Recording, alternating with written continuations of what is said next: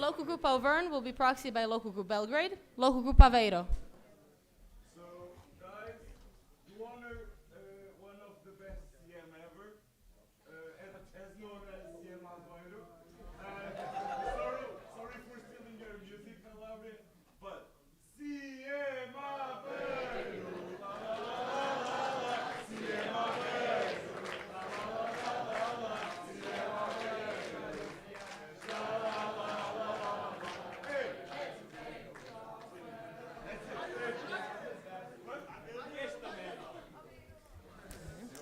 Local group Barcelona will be proxied by local group Groningen. Local group Belgrade.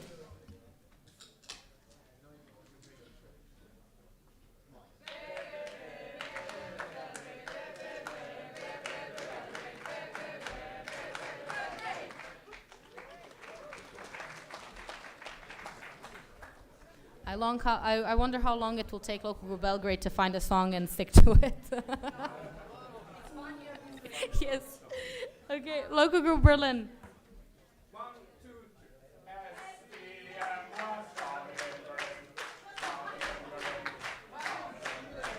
SEM was founded in Berlin. Founded in Berlin. Founded in Berlin. Thank you. It's the truth. Legally. It is the legal truth. Okay. Local group Braunschweig. Gestern Morgen sah ein Mann so vor sich hin und die kleine, nette Weise, die lud nicht mehr aus dem Sinn. Er sah nur und sagt, es ist der Casanova. Hey, Casanova, da hat der Kleine richtig gut. Hey, und sagt, es ist der Casanova. Der Casanova,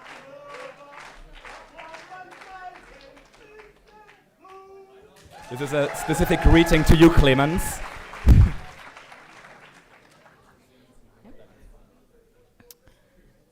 Local group Bremen. everything, everyone can relate it. Scheiß HSV. Scheiß HSV. Scheiß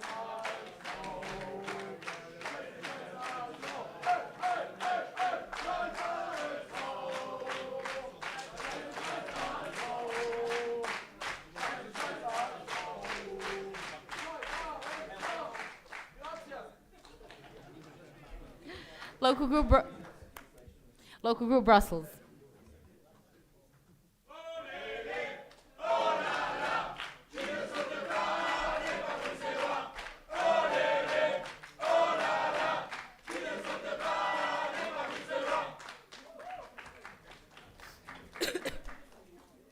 Local group Bucharest.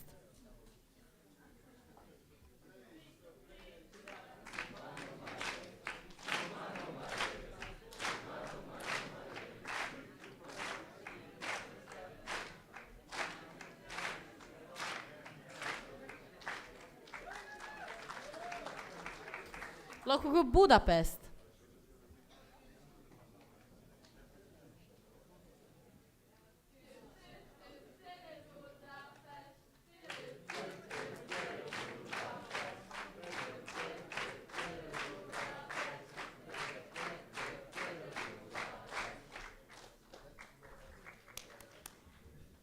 Local group Calabria.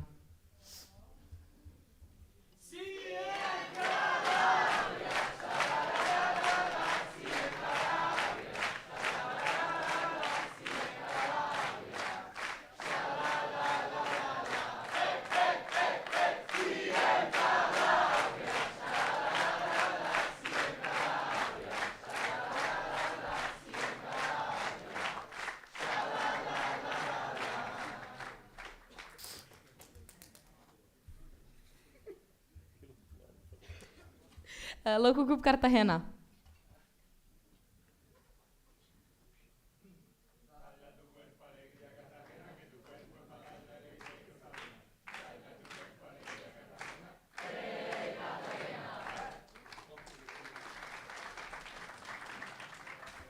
Local group Coimbra will be proxied by local group Seville.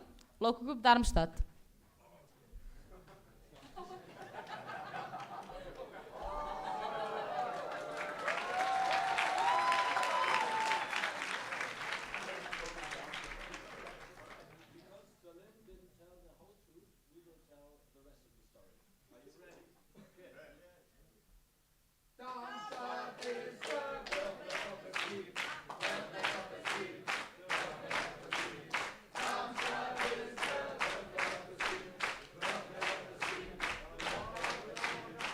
maybe just for quick clarification, like no, it's actually, so it's true, the idea.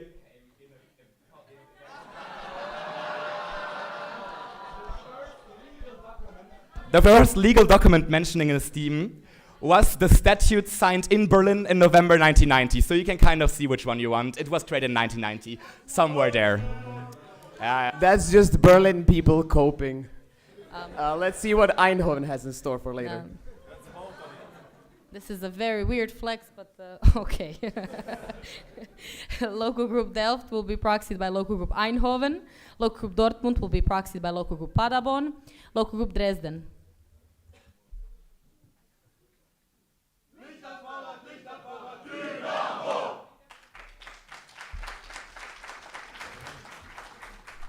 So, local group Eindhoven.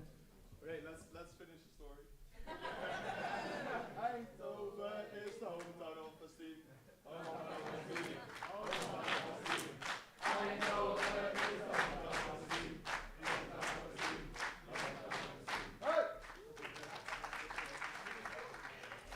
Local group Famagusta.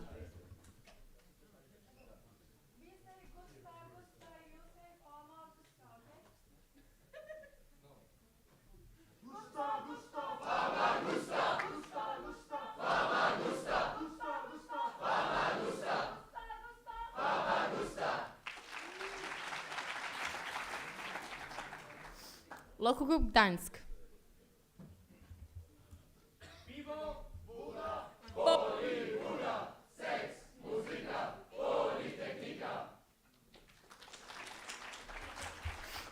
Local group Gothenburg.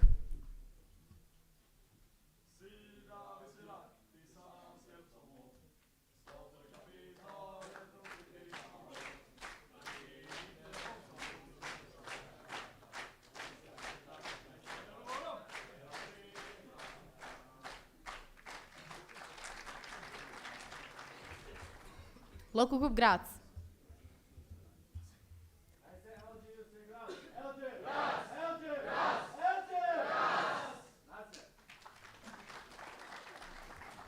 Local group Grenoble will be proxied by local group Lyon. Local group Groningen.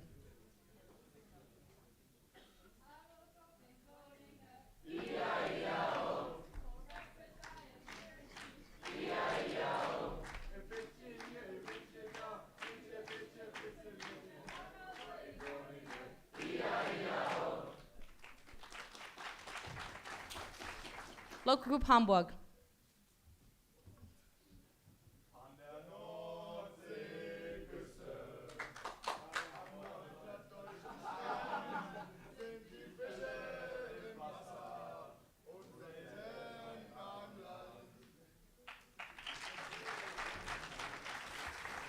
Local group Helsinki.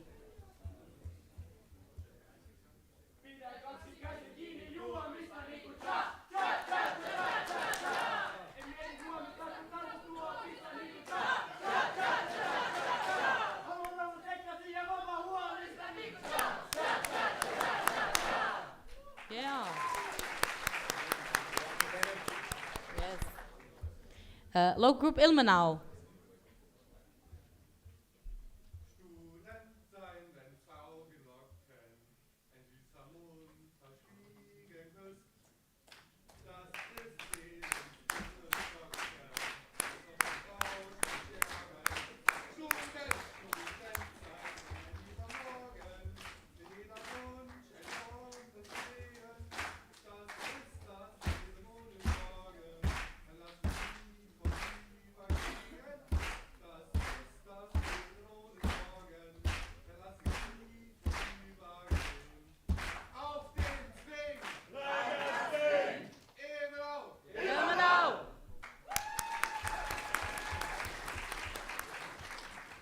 Local group Istanbul Bozici.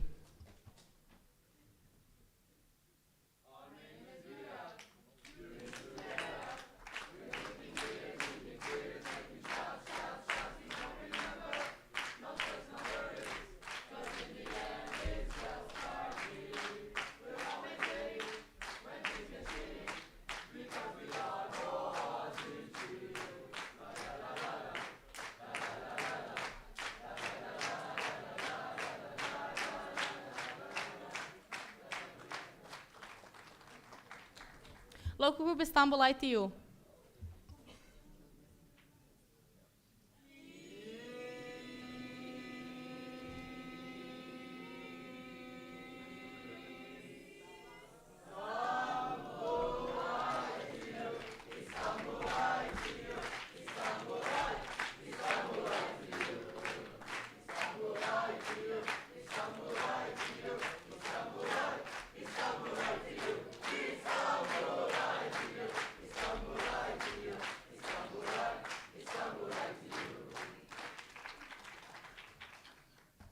Local group İstanbul Yıldız.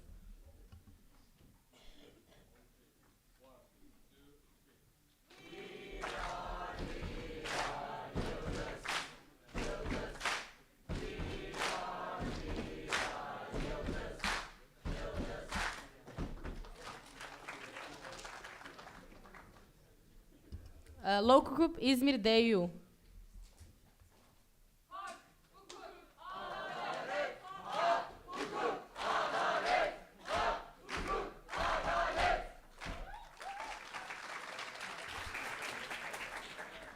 Local group İzmir Economy.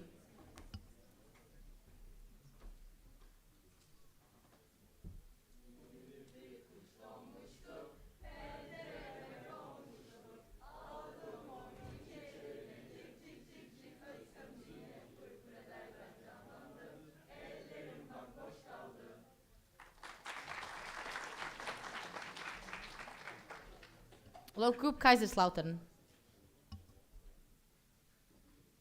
Es ist mehr als ein Geheimnis, mehr als nur ein Traum, mehr als die eine Frage nach Unendlichkeit im Raum.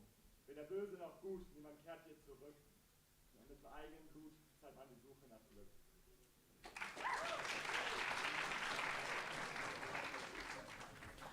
Local group Karlsruhe.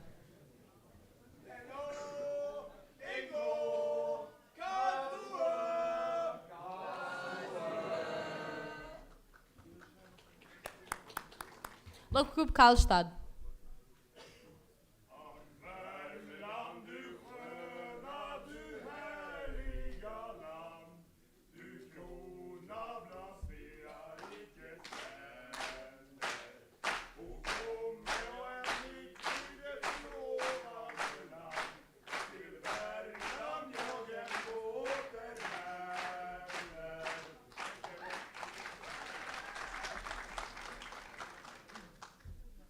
Local group Krakow.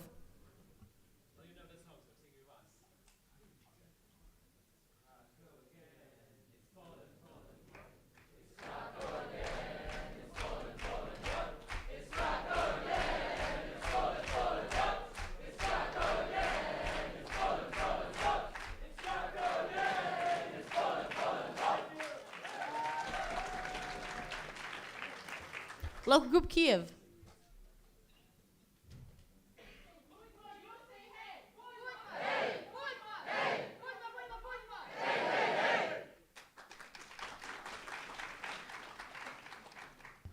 Local group Lappeenranta.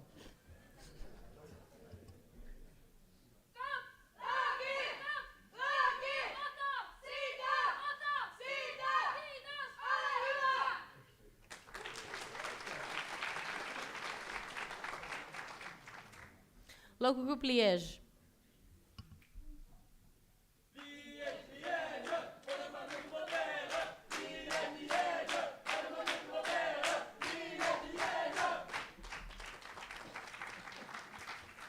Local group Linköping.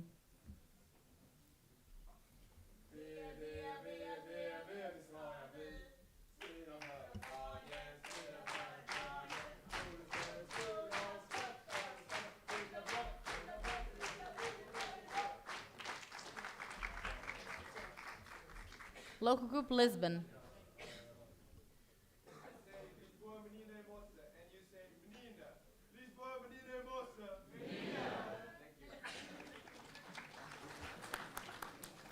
Local group Lula.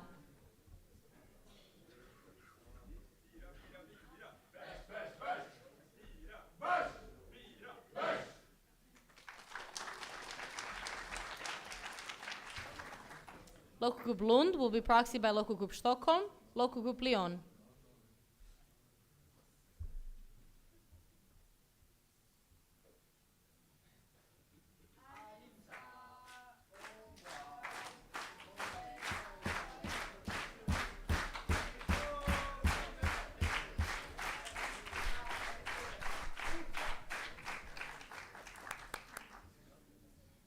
Local group Madrid will be proxied by local group Cartagena. Local group Minho. Today we changed our song to show support to our friends from Aveiro, and it goes like this. Desta vez estou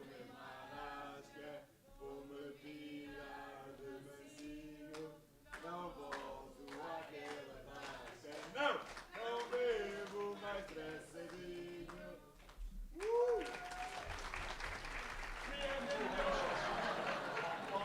Denis Kutlu. Denis Kutlu.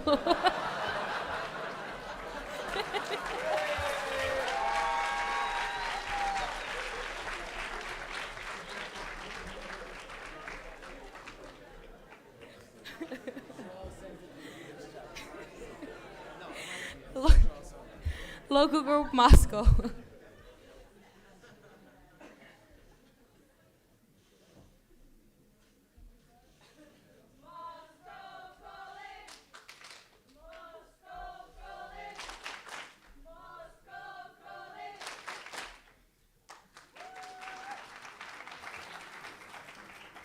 Local group Munich.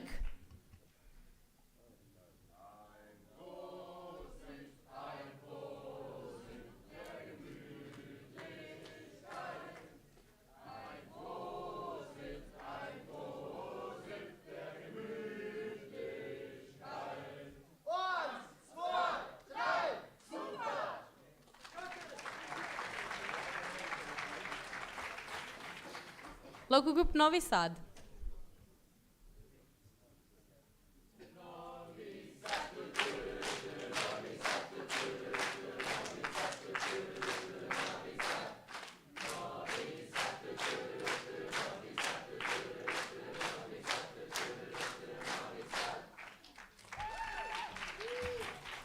Local group Niche.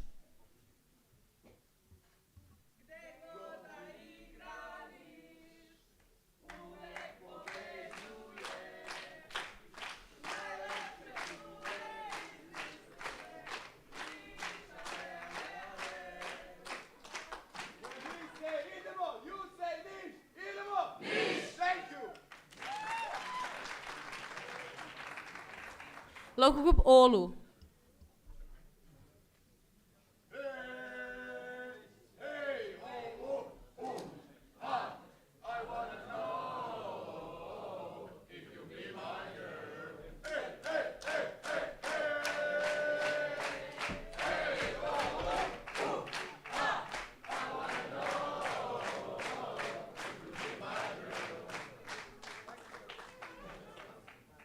Local group Padabon.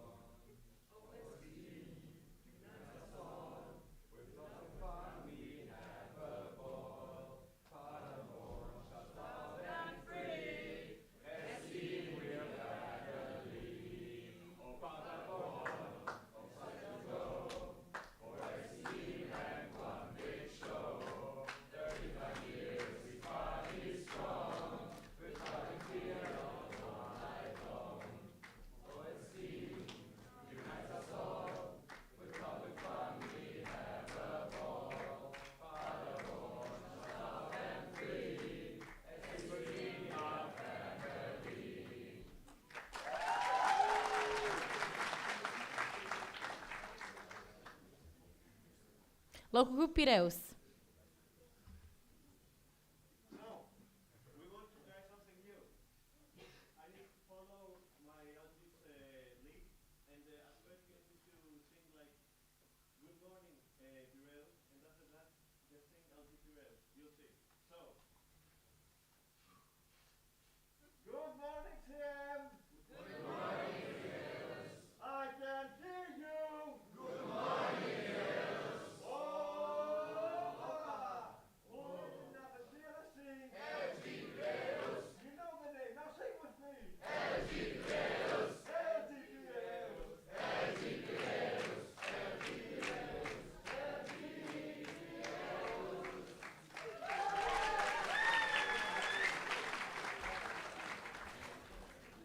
Local group Porto.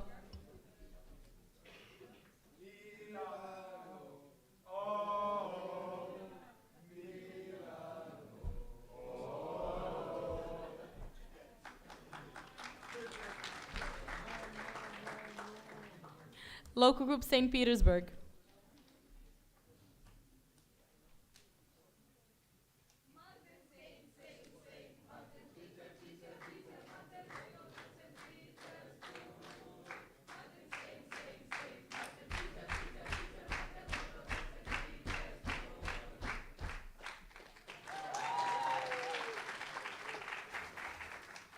Local group Seville.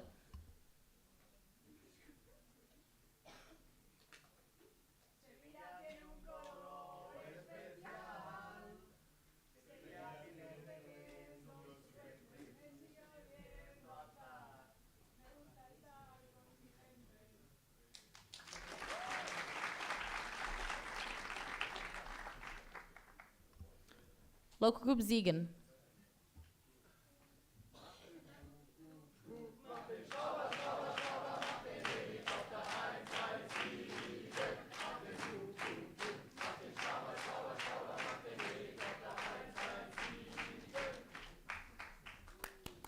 Local group Skopje.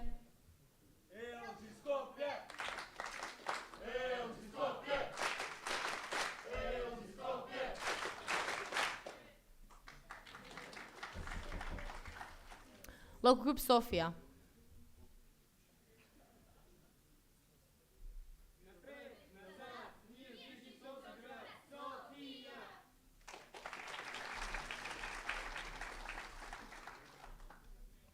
Local group Stockholm.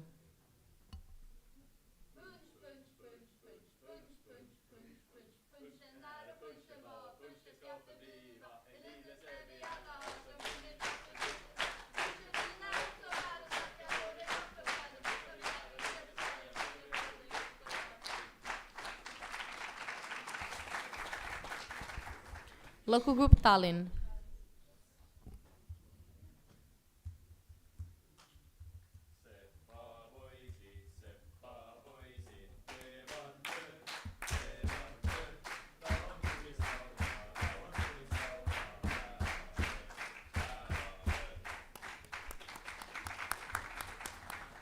Local group Tampere.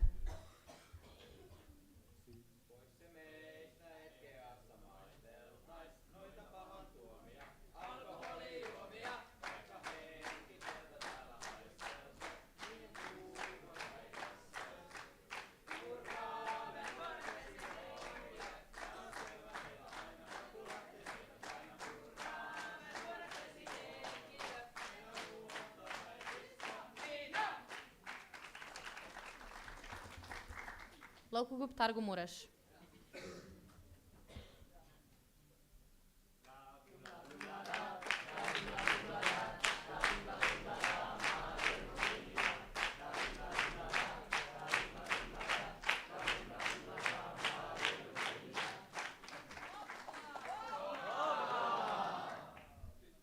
Local group Trondheim.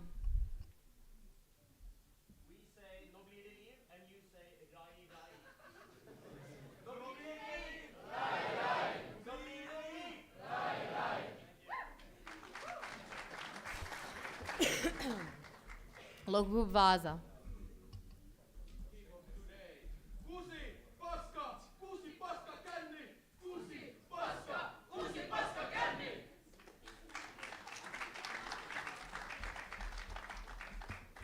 Local group Warsaw. Oh, local group Vienna. Local group Vienna. I sing Vienna calling using oh. Vienna calling. Vienna calling. Vienna calling. Vienna calling.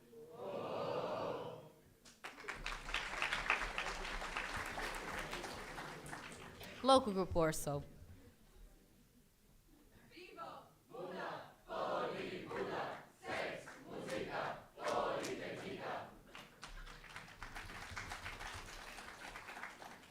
Local group Xanthi.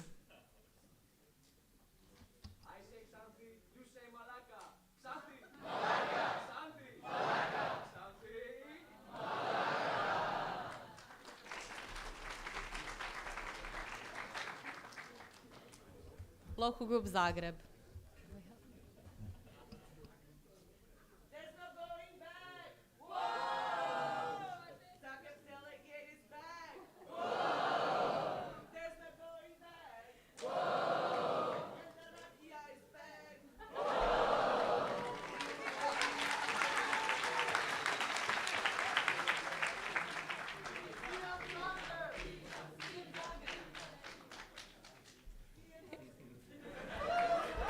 No spoilers, no spoilers, no spoilers.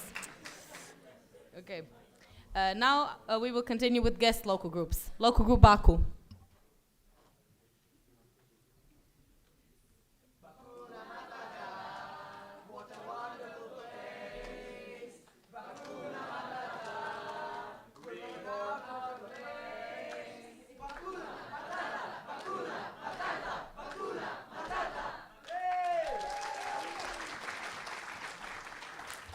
Local group Casino.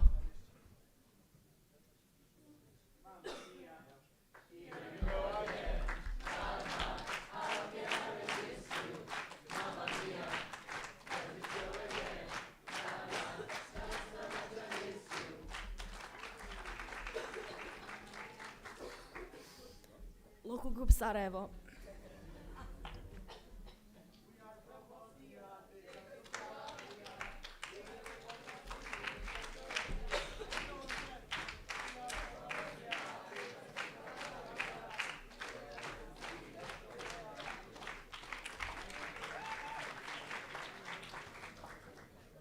Local group Sibiu.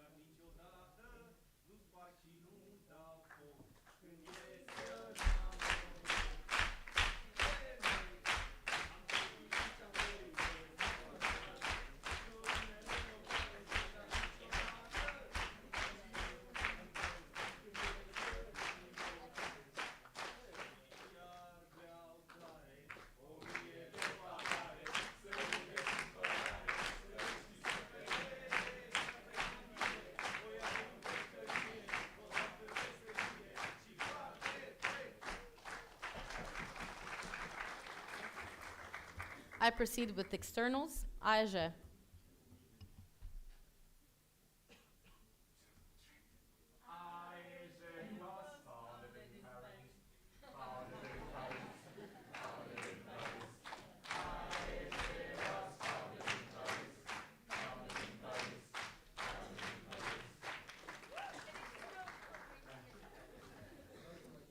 VWI. Alright, so since Hannes said we need Robin for that, and he's proved that we don't need Robin for the whole band. Hannes, I expect you to be the loudest person after me. And I sent the text in chat, so I expect everyone to play with me. I begin and the ball points to your father, alright? Ist das nicht die Hobelbank? Ja, das ist die Hobelbank! Wo werden die nicht blitzeblank? Ja, die Hobelbank!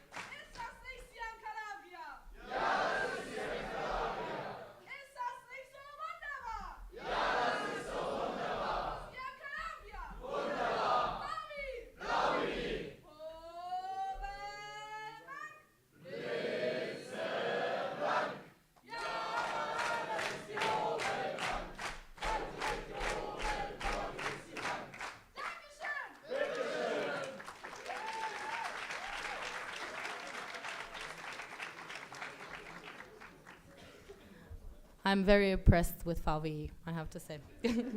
Okay, and now finally the 35th generation of leaders, egg steamers.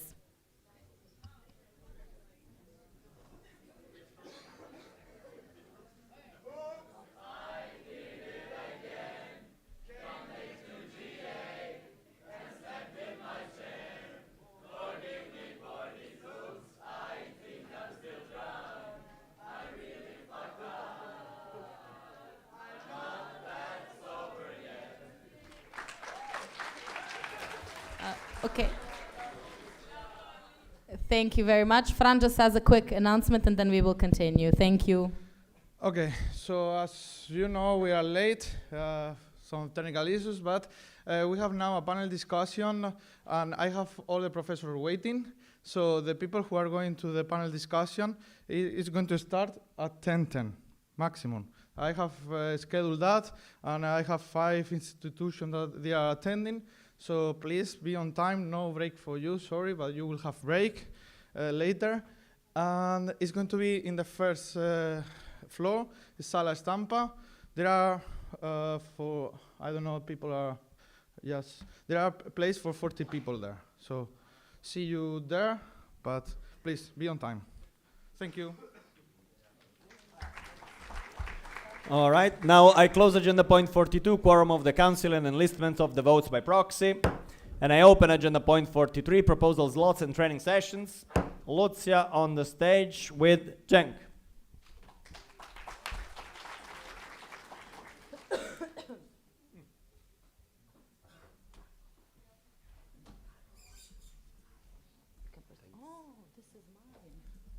Good morning, and sorry for my voice, first of all. So I'm Cenk, and I'm the sessions coordinator for this CM, and I'm gonna tell you what are we doing today. So this is the agenda of my presentation. And yes, first of all, I will talk what do I do, and who am I. I'm Cenk from local group Istanbul ITU, and I'm helping the VP of administration, who is the lady sitting over there, in the organization of training sessions, working groups, and proposal slots. And what are those? So we have three types of sessions. We have training sessions, which are delivered by like trainers of esteem, and it aims the development of esteemer as a person. We have working groups. It aims develop esteem as a network by creating new ideas and like that. And we have lastly proposal slots. We will dive in more in this slide. This is actually new in this council meeting. It aims like to have dedicated time for like special proposals, which are proposed by the board, and you will have more time to ask questions and understand more about the proposals. And at the bottom, you can see which proposals we will discuss in proposal slots. And yes, this is the important part. Today, we will have before lunch parallel proposal slots and trainings and working groups. As you can see, as Fran said, in I guess 10 minutes, panel discussion with professors will start, and at the same time, proposals about safety and esteem will be held in this room, J room. And after that, we will have a break, and then again proposal slots about finance and IEM topical strategy. But at the same time, we have 3 trainings as you choose before CM, like we send a form to you. And after that, we will have lunch. And for third proposal slots, there's no alternative for it, and you will all be here. You will all attend these. Internal regulations, membership regulations change, and vote of intention for regional distribution. It will be also here again. And after that, we will not have break and continue the General Assembly. And in 5:30, we will have more trainings and working groups, as you again choose before this CM. And in this QR code, you will have all needed information here. And like, if you need any further information or like you have questions, you can always find me, text me, whatever. And yes. Thank you very much. We have now time for a couple of questions, if there are any. Yes, the first one in the back. Do we have someone with the microphone? No. Can someone from the organizers come and get the microphones? Here.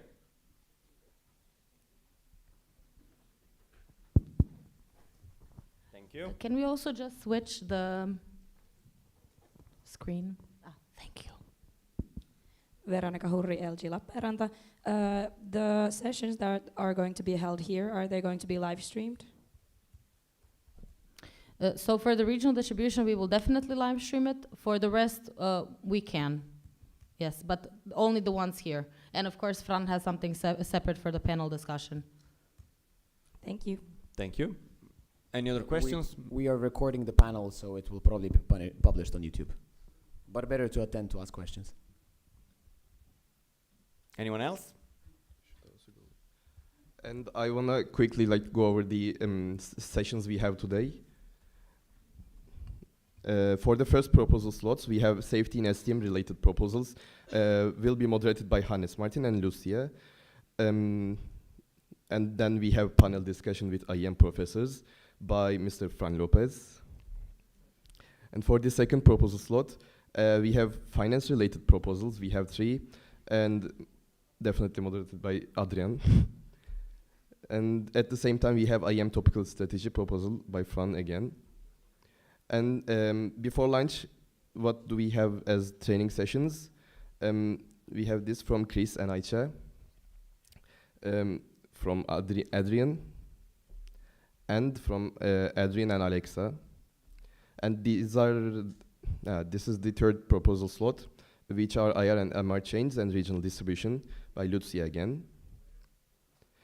And for the second training sessions and working group slots, we have this training session from Duru and Tuba, from Tom Luis, from Maike and Eren, from Chris and Tina, from Adrian and Daphne, Adrian and Alexa, Vlad, and these are the working groups we have from Jonathan, Konstantina, Sebastian, Hafsa and Maria, Sigurd, and this is the front with professors from AIM. This is professor from University of Calabria. And these are the alumni sessions we have. We have Get to Know alumni by Rebecca and Martin. And then it's related with Incubator and Business Booster from Elias. And yes, thank you. Thank you very much. Also, I will send the announcement GChat, like the distribution and all the needed informations for you. Please try to log in with your Steam accounts. You can access them like that. And yes, you can see like distribution and everything from there.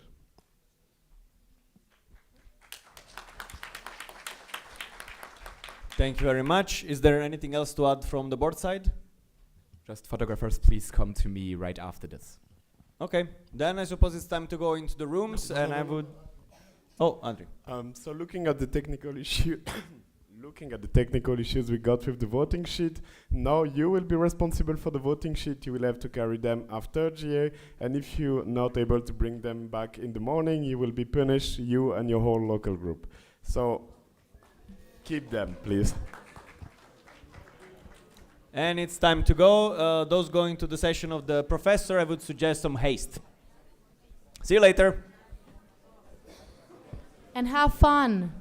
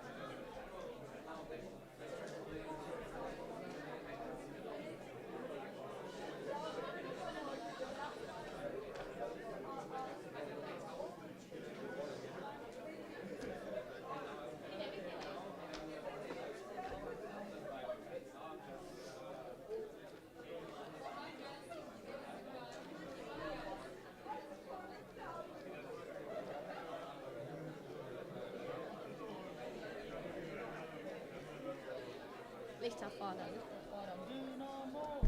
will just connect my laptop.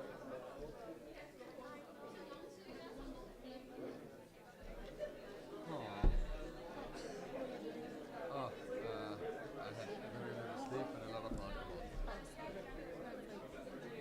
Did you go to the after party? Headed to our hotel, of course, because we get like maximum 3.5 hours or something. Yeah, I went to the Brussels special room and there, and then hola, and then I returned at like 4.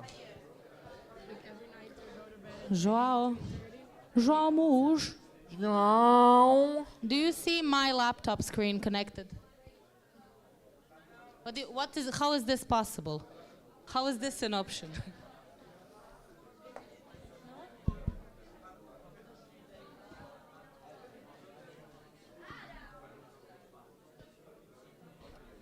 Is that a no?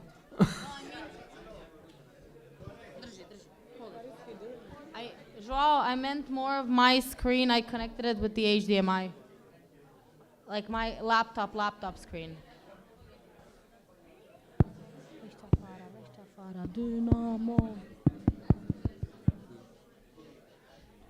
Do you need me to come up?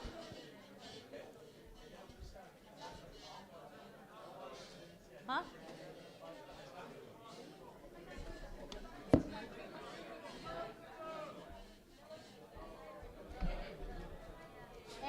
X. No. Nada. Nada. Why? Wait.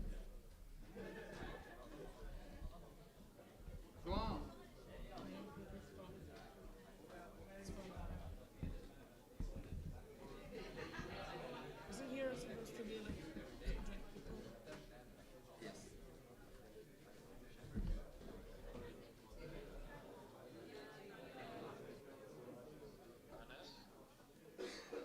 It's me. It's me.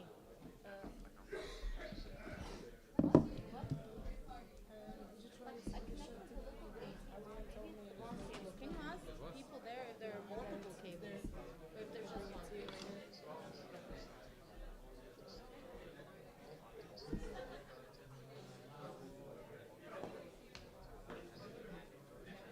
Okay, so not possible. But yes, no. On the first day of GA, I connected my laptop just via HDMI cable.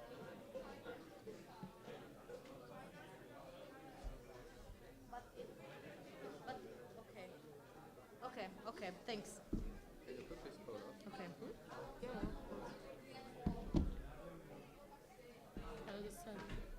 Do you know where the Something.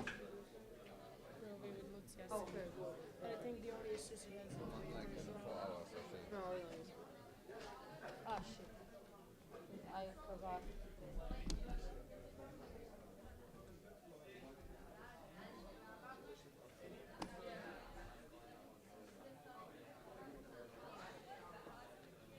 Do you want to connect yours or do I connect mine?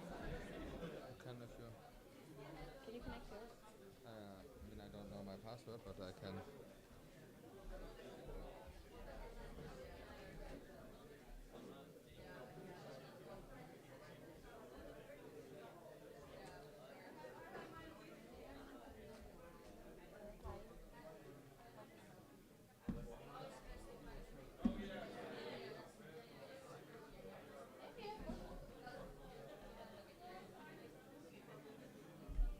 Shit.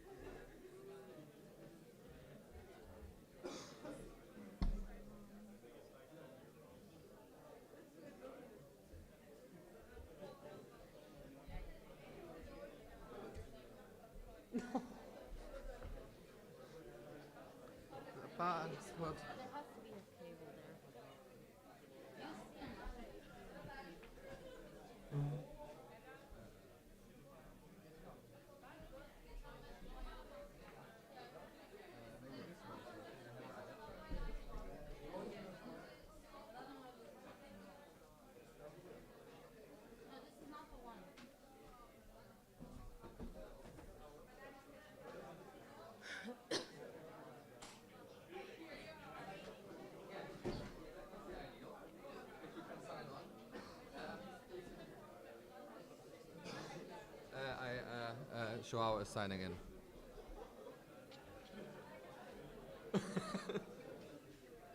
Very good, thank you.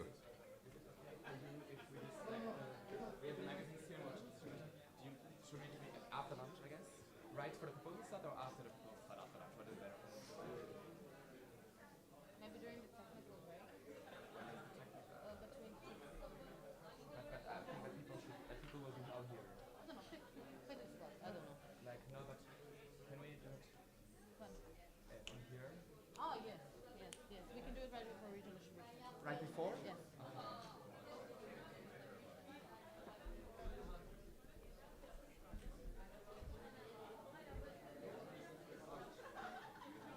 Which one do I open?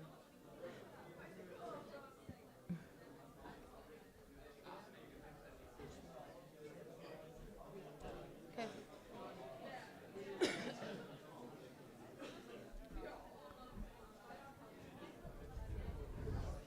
Joao? Oh, that was very loud. Can you switch the view now? It's good. Okay.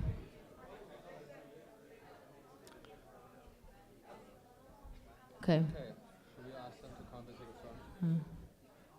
Okay, you can go. You can go. You're the Okay, we are now with a small delay starting that proposal slot.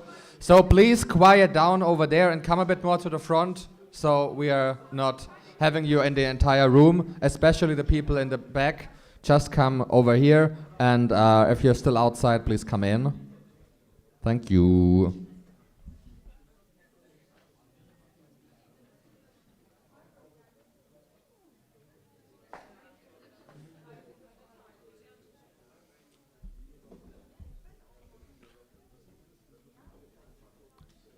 And if you're not participating, please leave the room. Thank you. Sorry?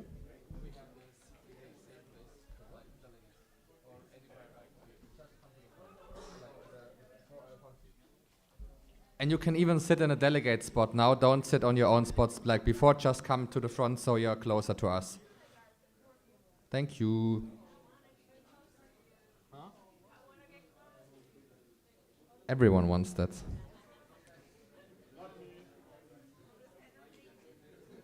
Disgusting. It's because you're so tall. Yes. Okay. The idea was to quickly go through the two proposals, to give a summary again so you don't remember what we're talking about, and then you can ask whatever questions you have, give any comments.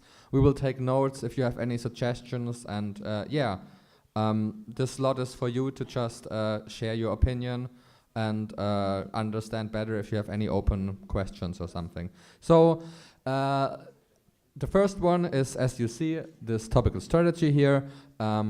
And there is a nice TLDR I wrote, and if you read that, you have like the general understanding. So this topical strategy is aiming to both have someone to handle the violations that might happen in a team, and that person being impartial, so unbiased in any way, and establishing a committee entity, whatever, for that, and also identifying what entity would make sense, and also having a second group of people that can do education about safety in a team, and helping people that organize events how to make a safer environment during events, and also training HCPs at council meetings, for example, or in other events, and preparing them for that role. Yeah, that's the general idea here. Do you have any questions on that? Can I get someone that can walk around? Amazing. Thank you for the previous and current RC of the Nordic region.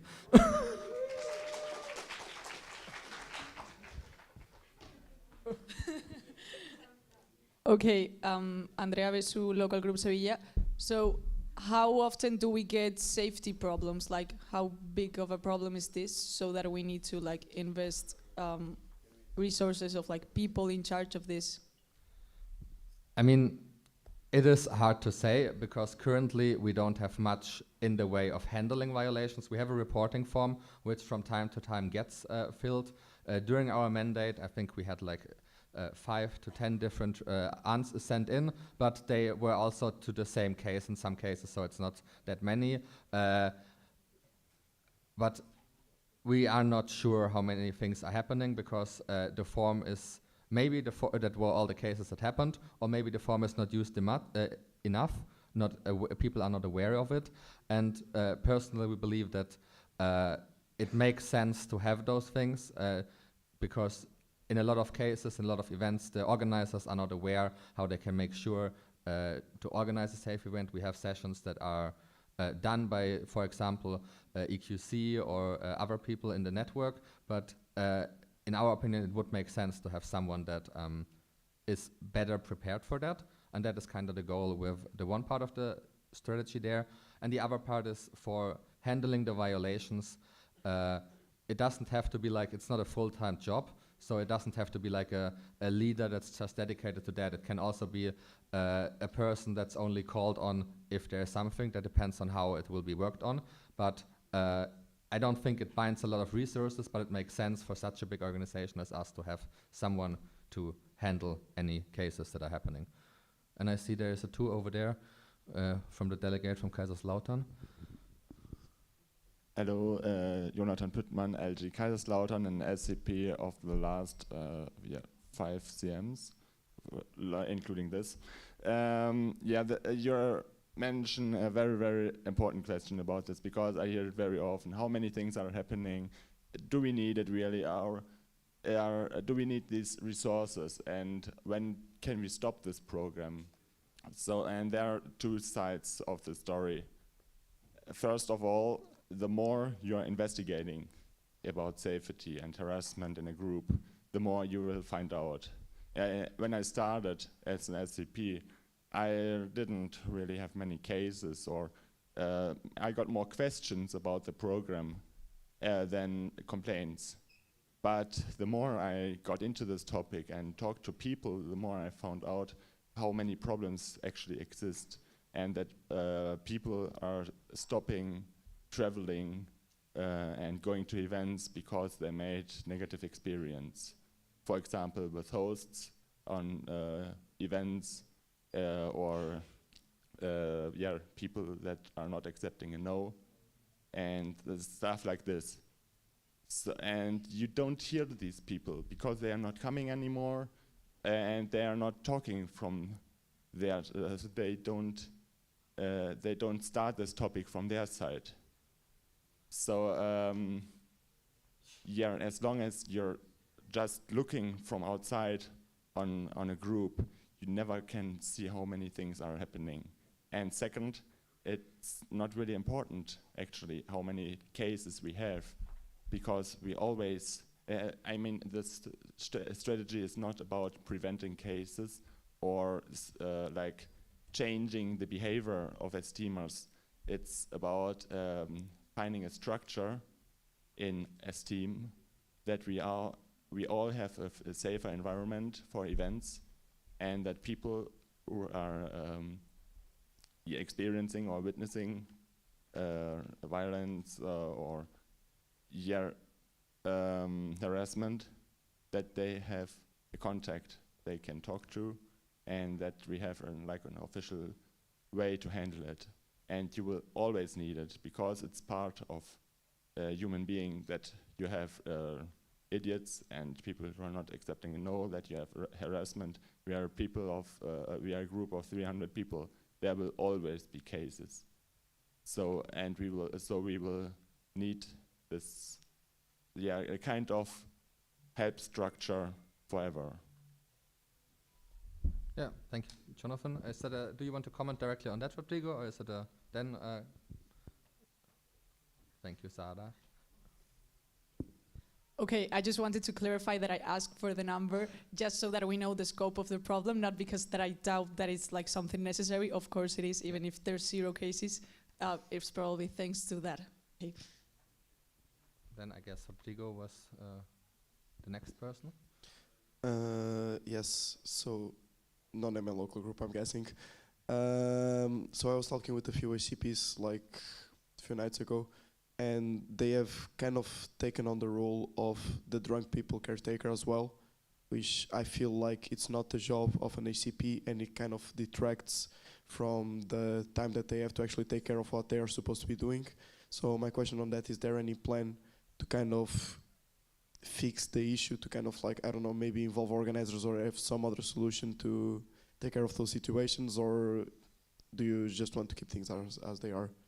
No, I mean, I definitely see your point there. I also think that it should be something that in an event the organizers are the people that are doing that there.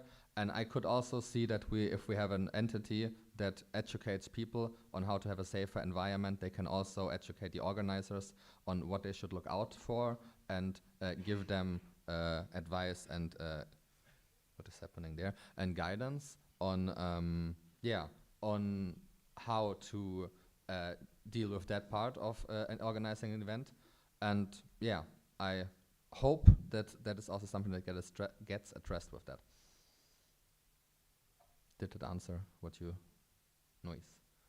I think we can also quickly move on to the code of conduct. Oh yeah? I will ask about the topical strategy. So we're voting on it, right? And exactly. What does it mean that, like, I have to admit I haven't read the post, or maybe I did, I don't remember. But does it already have like action points, and can you show? So the topical strategy has a goal that is like the big thing we are aiming towards. So if you vote for the topical strategy, you task the network to try to achieve this goal. And it also has action points that are the steps with which we want to achieve the goal. And generally with every topical strategy, the idea is that after fulfilling all those action points and getting them done, you also achieve the goal at the end. And if we at some point notice that with those action points we don't achieve the goal, then there's always the option to change some of the action point, as Fran, for example, was proposing yesterday with the IEM topical strategy. And you can read them all in detail here. And it's 7 of them. Thanks. No worries. Yes, Mikey?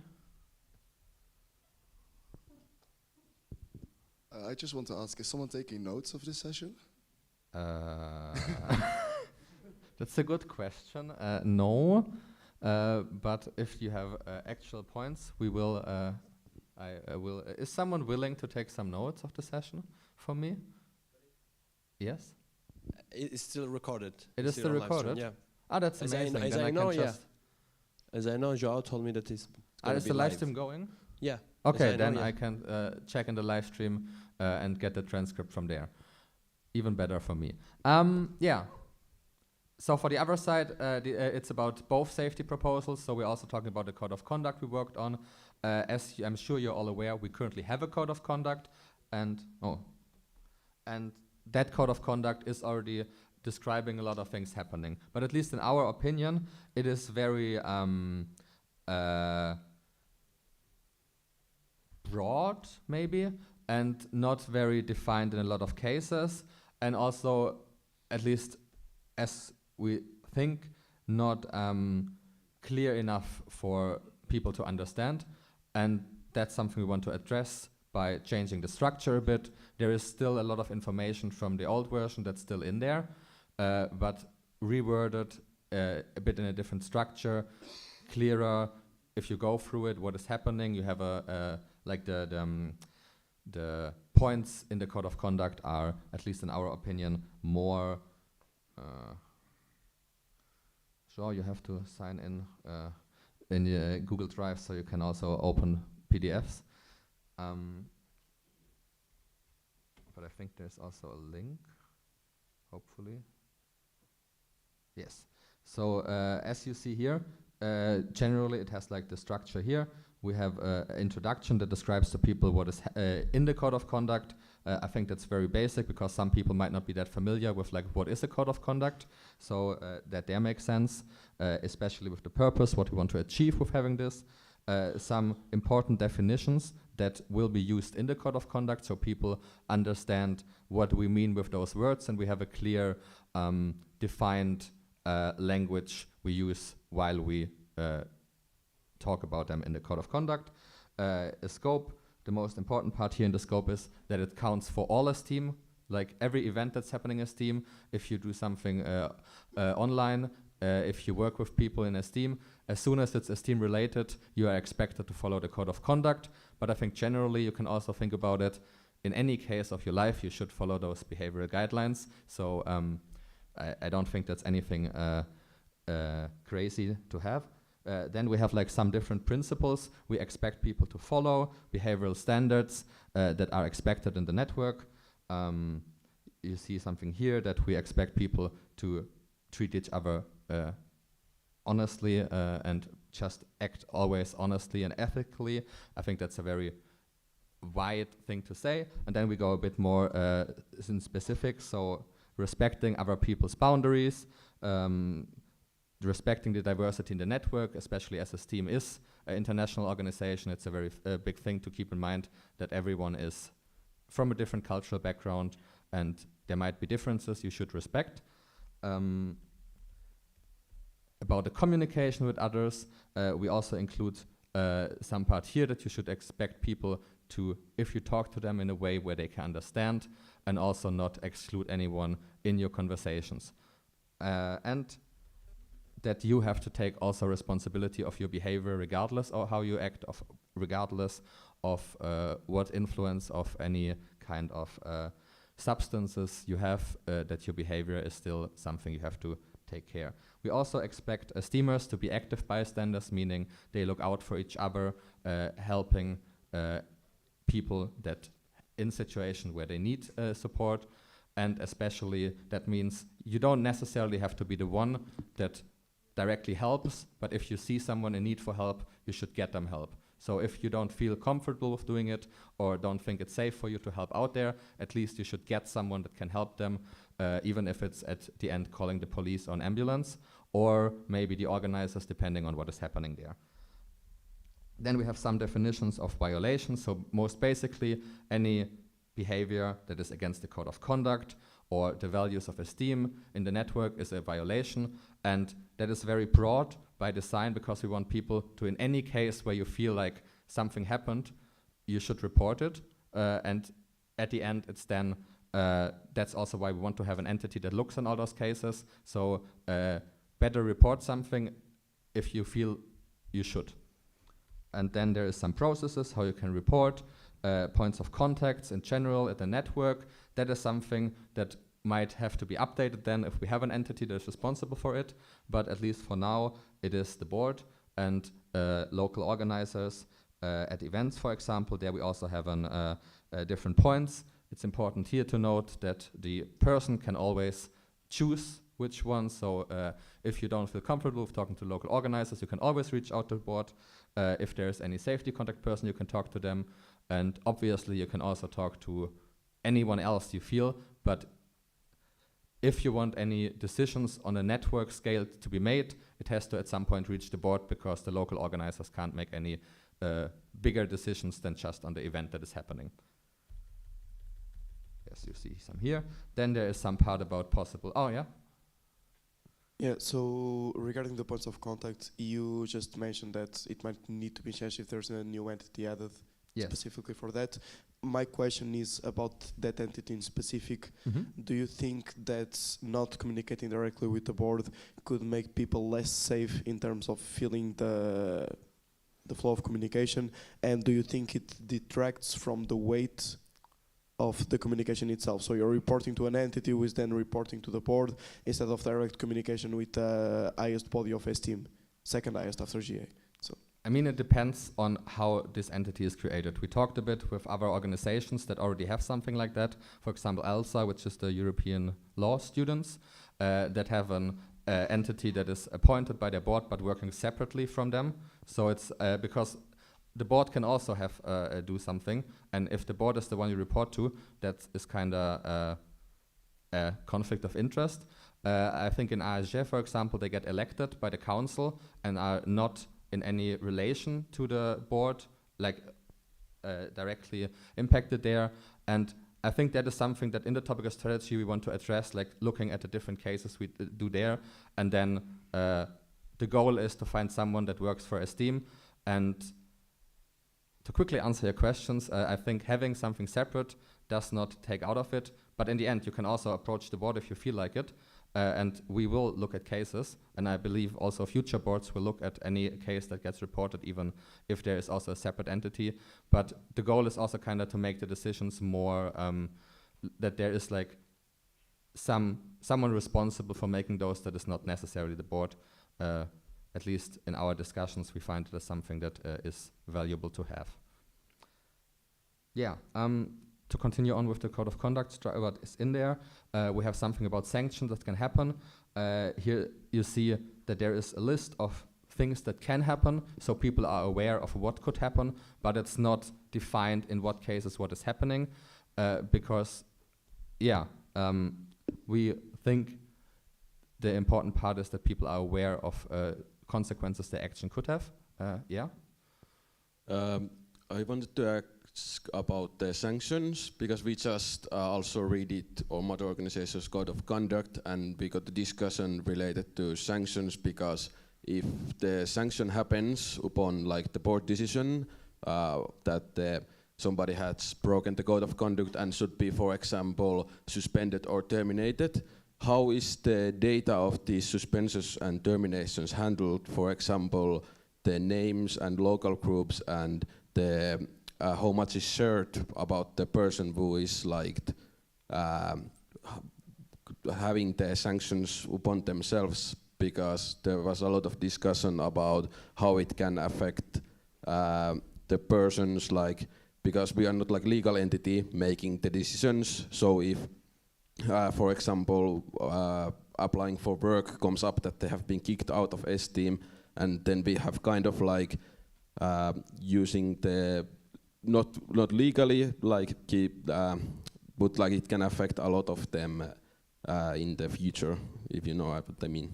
Yeah, like it's definitely a part. It also says here the Esteem as a network can make decisions on what is happening in the network, so we can make sure that a person is unable to participate in events anymore, but we can't influence what, for example, their local group is doing.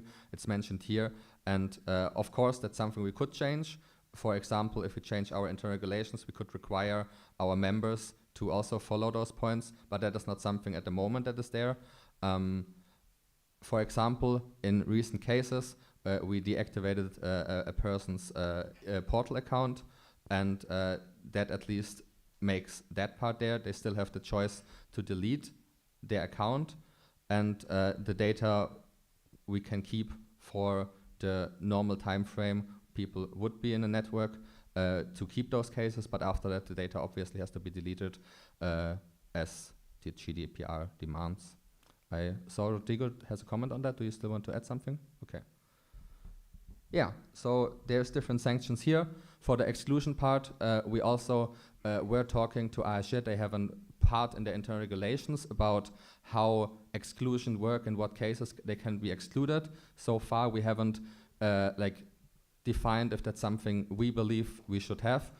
But I think that's also something that a future board could work on, making clear definitions of how the process of excluding someone from the network works, because currently we are able to do it, and it mentions that we have the right, but there is no defined process, so it's a bit blurry on how exactly it works. And I think that's also something that can be addressed at some point, but at least currently it is possible, and for now that is a solution.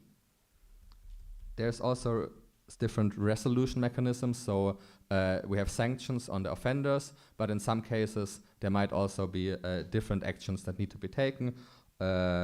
We have like the formal resolutions, which is then the sanctions that be done by Esteem, but there is also the possibility, if the person that was affected by this violation wishes, we can also deal with the matters less informal if they believe that they don't think it is a case that warrants the exclusion or some bigger action, and that is also something that can be done.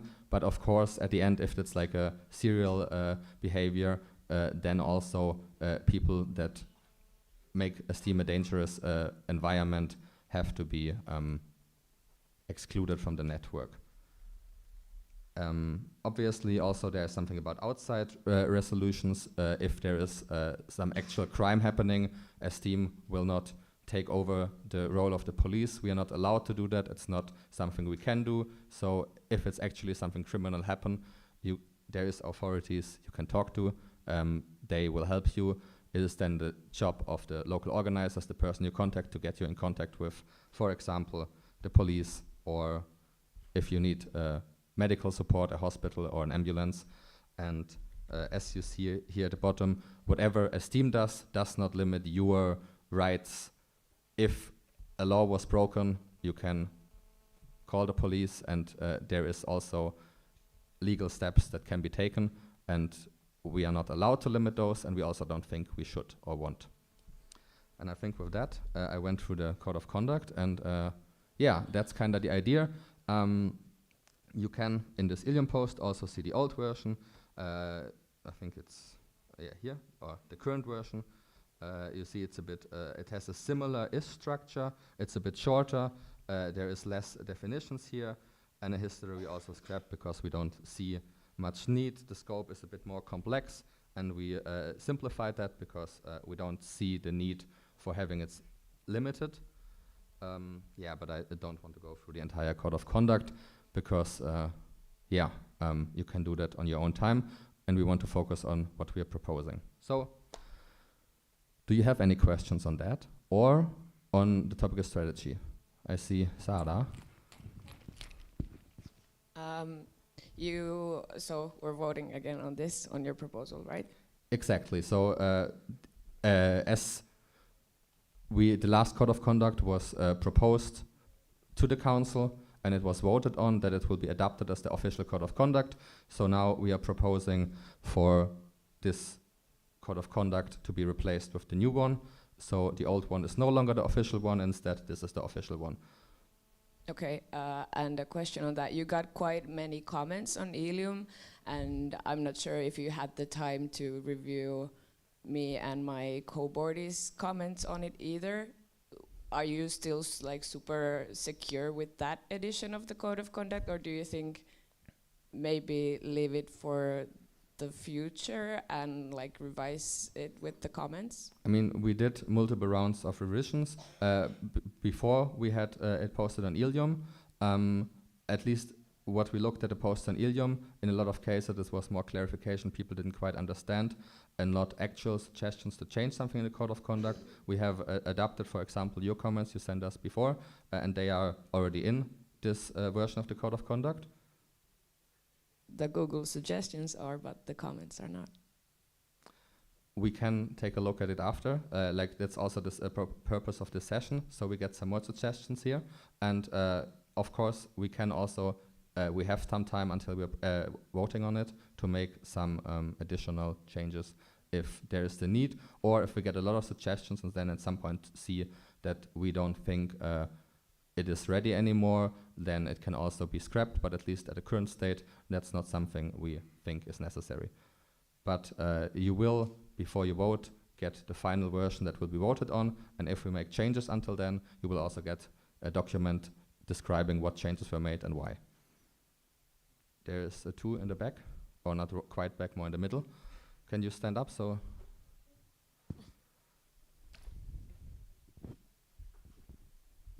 Hello, I'm Nemanja from LG Niš. My question is, a lot of the times with the safety team and other similar groups, people with either that they have experienced harassment find it hard to approach. Of course, there will be more regulations and everything, and there will be usually people who are extroverted and easier to approach. But is there any way for like an anonymous tip and talking about it, maybe after the trip, or like are chances to see an easier way with less actual contact to say some things that they might want to say?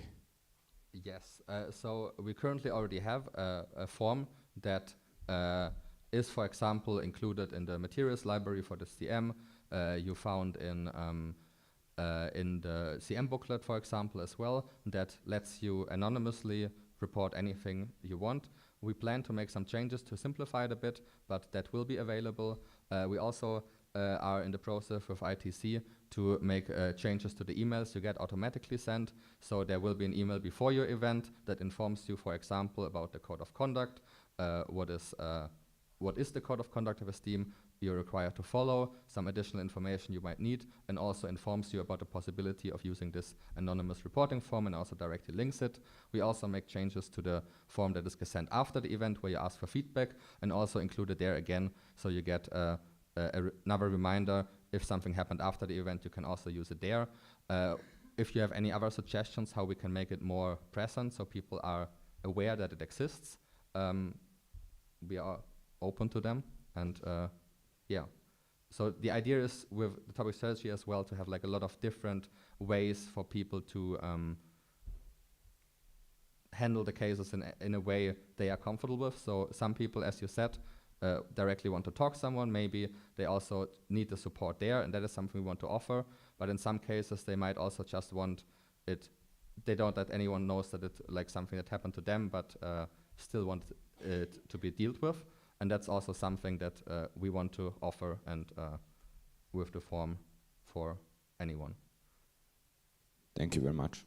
No worries. Can you pass the microphone to the activity week guy in the back? Hi, I'm not sure if you just said it, but would it be an idea to include a question and a feedback, a form for an event, like how comfortable or safe did you feel at this event, or would that be too much maybe? So it's automatically there. That is, for example, something we haven't discussed yet. I could see advantages of it, but as you said, it might also have some influence, so we have to discuss it. But I mean, changes to the feedback that's asked is definitely possible. So yeah, it could be something we can add.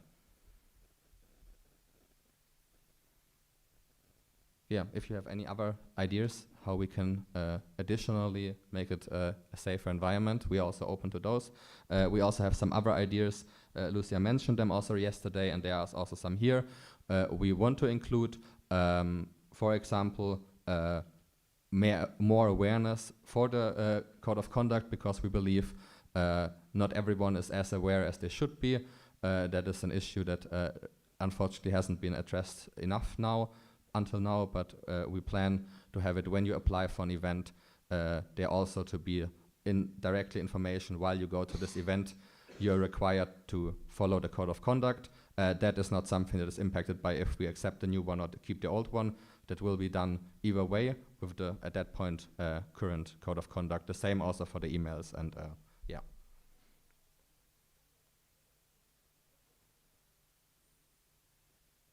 Any other questions? Yes, all the way in the back. Or not that far in the back, but. Hello, hi, Daria from Aja. It's more like a comment because Hannes was mentioning Aja several times. Thank you for that, by the way. In Aja, we do have the safety, we have a safe persons committee. They are trained people. We have trained safe persons. They don't need to be a part of the safe persons committee. It's a little bit complicated, but yeah, the safe persons committee just focuses on how we can make Aja a safer space. And with the trained people, we always are trying, especially for the statutory events, to have at least 3 trained people there, and we are paying for them. Ideally, we would love all of the locals to have at least 1 trained person, because we do see additional value of having a really, really trained person. I'm talking a week of a training with experts on this topic, and trust me, you can see that people trust more those people who are trained, and like putting effort into that is very needed and valuable, I would say. So from Asia perspective, it's really great thing to have such a thing. And yeah, even during my mandate, I know how people who were slightly trained, let's say, had only one online session, let's say, with trainers, are handling situation and how the trained people are handling them. And we also have the mediation commission. As Hannes mentioned, they are elected by Agora, so we have nothing really to say about it, and it takes a lot from the board. I am responsible, for example, from my board for the mediation commission, and I'm very happy that I have them, and I don't need to deal with some of the cases on my own or only with my board, because trust me or not, when you're in the board, your organization is your whole life, and you have a disformed perspective on a lot of things. So as Aja, I really support this proposal, and yeah, it's working for us. It's not perfect, of course, there's always a room for improvement, but I think it's a good step forward. That's all from me. Thank you. Yes, to our microphone person. Thank you. So I have a question. You said that you are paying them. Are you meant that you are paying for the trainings or for their work in the events? Thank you for this question. So the training that happened around like year and a half ago in Strasbourg, it was done as a study session. So it was a project funded by a grant. So their participation fee and travel cost, they were reimbursed. So a lot of people were interested. So now we have a nice group of safe persons. Right now we're gonna have another training in Valladolid in Spain.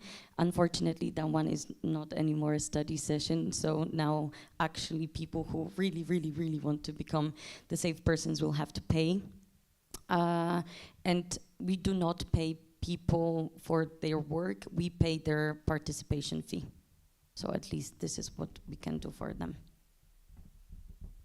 Yes, I think that's also something that could be possible for Esteem with our current, at least with the current budget. We, for example, support the TNTs where our trainers get developed, and I could also see something, I mean, I don't make the decisions next year, but I could see that as something that would be valuable to support with our money, for example, to have those.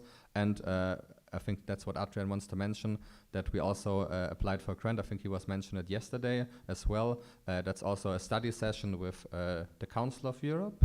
Yes, that is also aiming on having professionals support from them at its event paid by the Council of Europe, and for the participants there to only have a very low participation fee of 0. And yeah, we have applied, we haven't yet gotten a reply, but if we get that grant approved, then in the next year there would also be such a study session that is paid for by European money. Okay, so that is very interesting. I really liked it. I have a question for Daria. Which type of training do these people have? Like, are they ready to handle psychological damage, like physical damage, or legal maybe? Like, what exactly do those people do?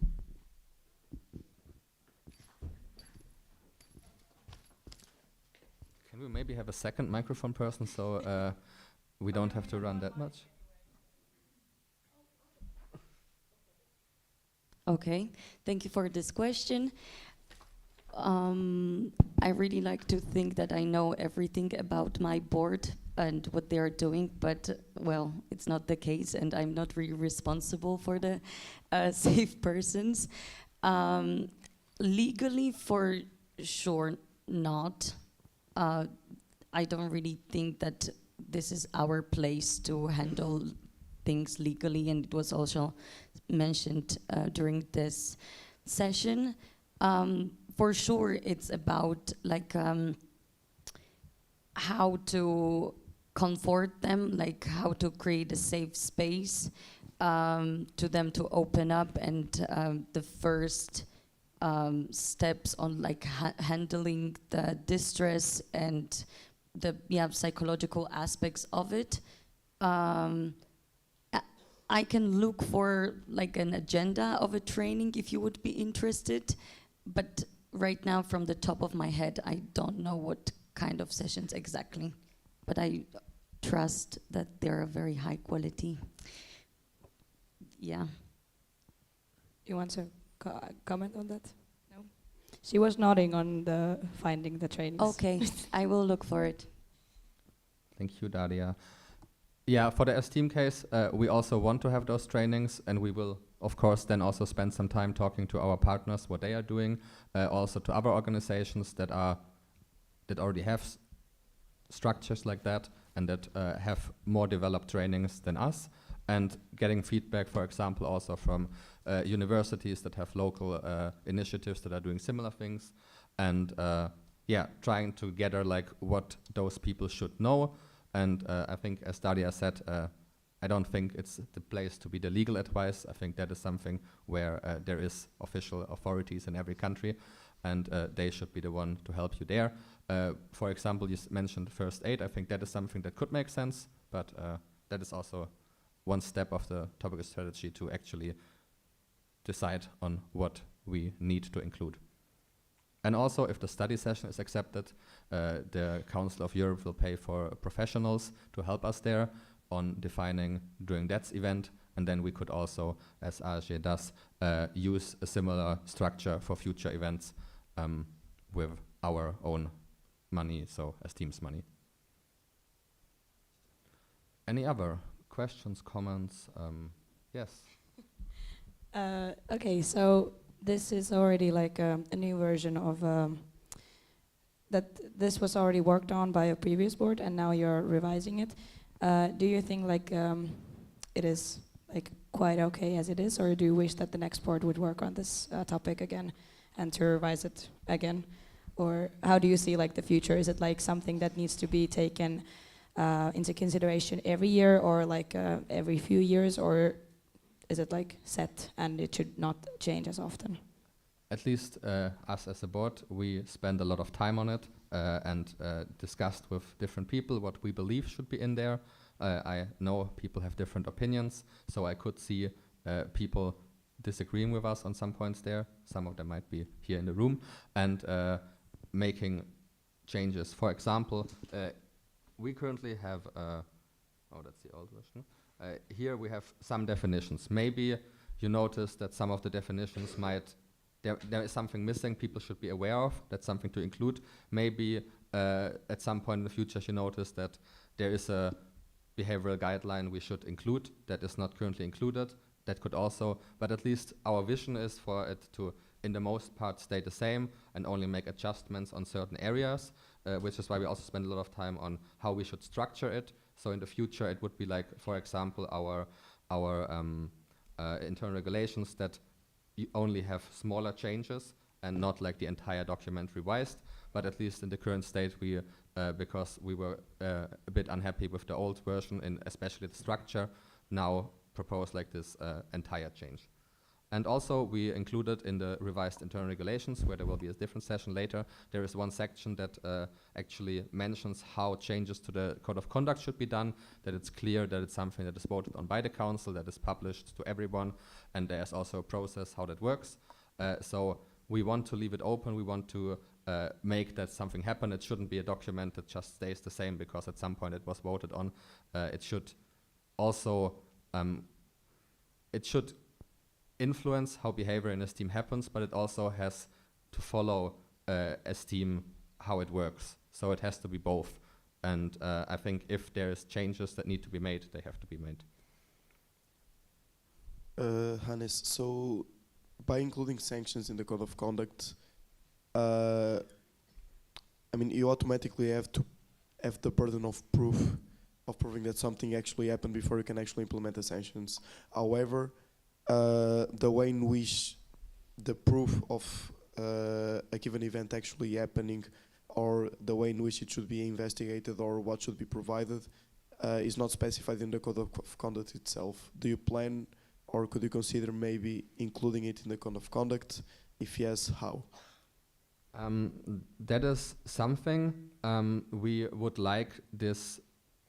So that is where we have those sessions, those two topics together, because you're right, it's currently not included, but also one of the reasons is because there is currently, like, we would like it not to be like having a defined way the board does it, but instead having an entity that does it that is independent from the board, and that is here the third step here. And in the process of that, it says here that there is also a plan for implementation and their guidelines, and that would be also something that is like the outcome of this topic here.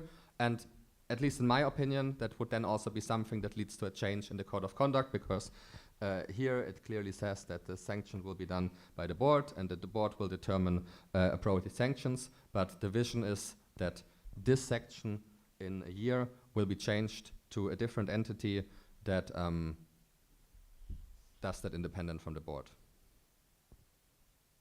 Yeah, but my point here, or my main point, is so you're including sanctions, so consequences that can be imposed upon people, but there are some things lacking: the burden of proof, how it's going to be proved, how it's going to be specified, how you can actually be held accountable for the decision that you made and the reasons that you made it, and you're missing as well, like, which sanction should be applied for which case. So the adjustability of consequences, because it's not fair if one person gets a slap on the wrist and the other person gets expelled as team for very similar offenses.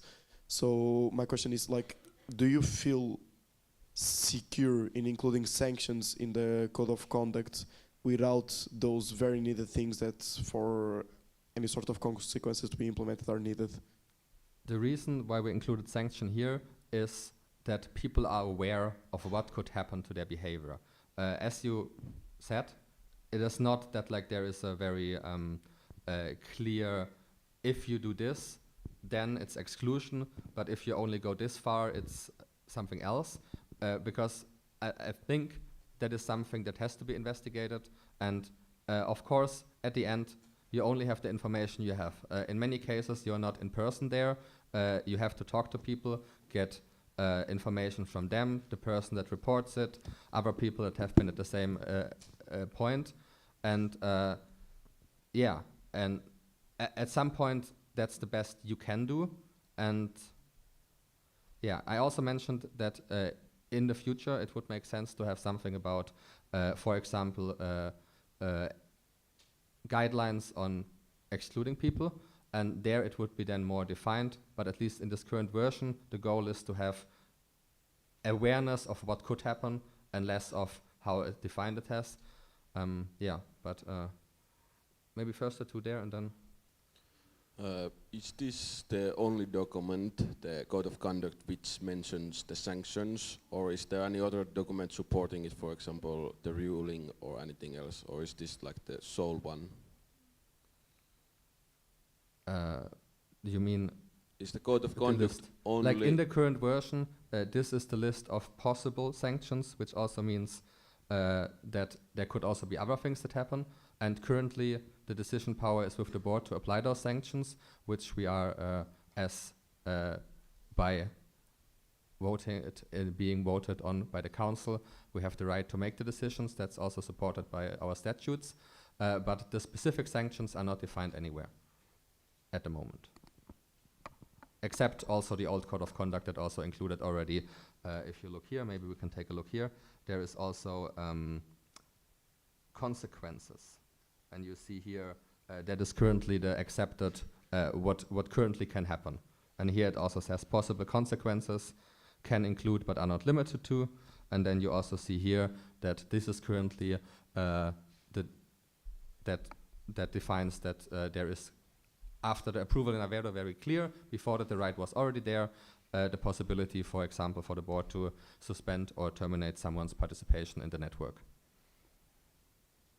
Yeah, Hannes, but if all of these matters still have to be investigated, why are you proposing a new code of conduct right now instead of a vote of intention for all of these matters to be studied as how sanctions should be implemented, in which cases which sanctions should be implemented, and how the investigation should be done.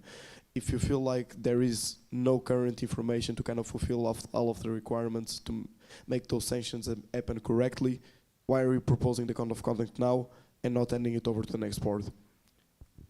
I mean, I definitely see your point. In our opinion, the code of conduct is an important tool to create a safe environment because it informs people about what's happening. And we believe that the currently active version of the code of conduct is not clear enough to give people information. So we want to replace it with one where we believe that the information is clearer there for people to understand how they should behave and what happens or can happen if that is not, and if they are not behaving in certain ways. And as the code of conduct is more on the side of what people are doing, but it's not the guidelines on how the network is acting on something. And I think those are separate things, and I think we can have an updated code of conduct without having the organizational guidelines on how to handle cases, because at the moment the power on that is with the board, and the board can make the decision on that. And that would not be something that is currently, that would be changed with the code of conduct. So at least that is our stance on why we propose it now. I think you would. Hello, Nemanja from LG Niš again. So since, like the colleague said, because there are no current actual guidelines for investigation and higher penalties, would there be currently implemented a system of like strikes and warnings for people that would make smaller misdemeanors? I mean, the current part is that all the choice is on the board, all the decision making is on the board. The board is required to investigate cases that get reported to them and then make a decision we find is the fair decision to make in that case. And that is currently the guideline, the process. I'm not sure if that answered your question, but maybe if you have a clarification, we can quickly do that. Yeah, quick one. It's about not the board, but the proposed safety team that is going to be formed. Will they have, for starters, before higher investigation and clearer guidelines, that they will have like a striking and warning system that will be in place until then? I see. That is something we want to have defined. We don't have it yet. The topical strategy has the goal that in the future it will be done. With this vote, you would require them to have, as it says here, procedural guidelines, and they can include also those points. At the moment, we don't know if that will include it, because that's also not our decision to make. That's the decision of the people that are actually then proposing something, so maybe for the next board or the board after that, that are actually proposing a plan and guidelines for this team, and they include what they feel after their investigation to include, and we, with this proposal, require them to just make their best that they think is the right choice to make. Thank you. Can you just pass it to the... Hello, me again, Jonathan from Kaiserslautern. I feel I need to clarify something in general about the system of harassment reports to SCPs or the board. We are talking about like consequences, investigations, but that's not the focus on this whole topic. We want to help people who are affected and who experience or witness harassment, and it's not our it's not our responsibility to investigate cases or having like a full document full of consequences or what you mentioned. It's not the point of this program.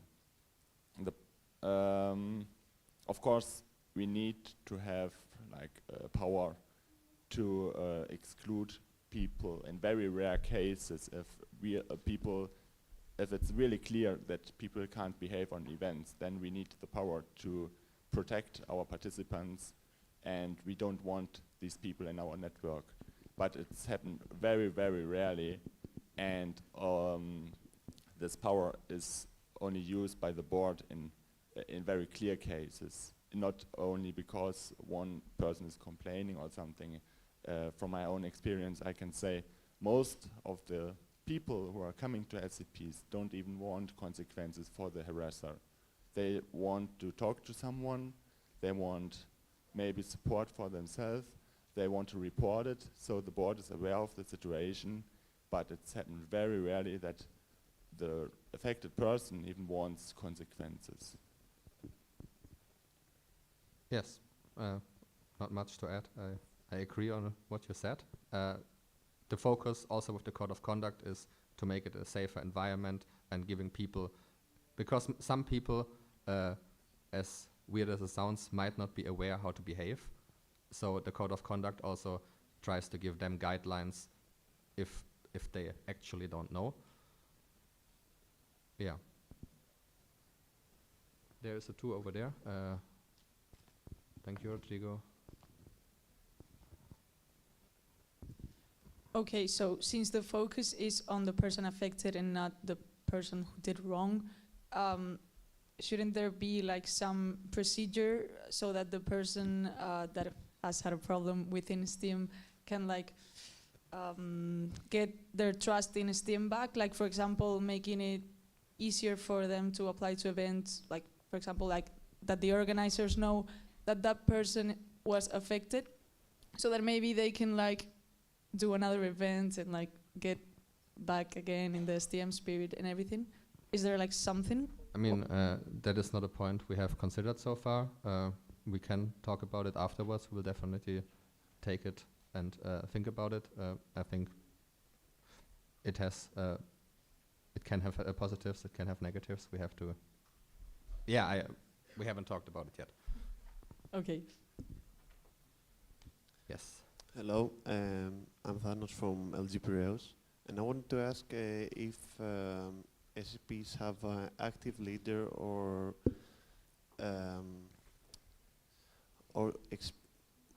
more experience, so people can trust them. They can trust like that they're experienced to talk to, and if they do have experience, shouldn't they be said somewhere like how much experience they have? Because maybe the problem is that we don't know how much experience they have and if they can help us. Yeah, I think that's definitely one of the problems our current HCP system has. That's also why that is one big part of the focus of this topic strategy, to change that, because currently HCPs are something that is for a specific event. We don't have like a, of course we know who has been HCP at other events, like at other CMs, but we don't have, as for example AG has an entity that is like the collecting the HCPs. That is not certainly something as team has. And also at CMs, they we as the board approach people we think would make a good HCP, ask them if they want to do that, and also then provide training to them. In the case we asked AG to do some trainings for them, but as you clearly noted, it is not ideal because currently Steam just doesn't have this mature process, this the supporting for that. And it's currently a team that we have, as you were introduced to them. They are in the booklet, that's the information we have there. They were appointed by the board before the CM, participated in training, and are coordinated by me. And that is how it works currently in S-Team, but the goal is for in the future it to not work like this.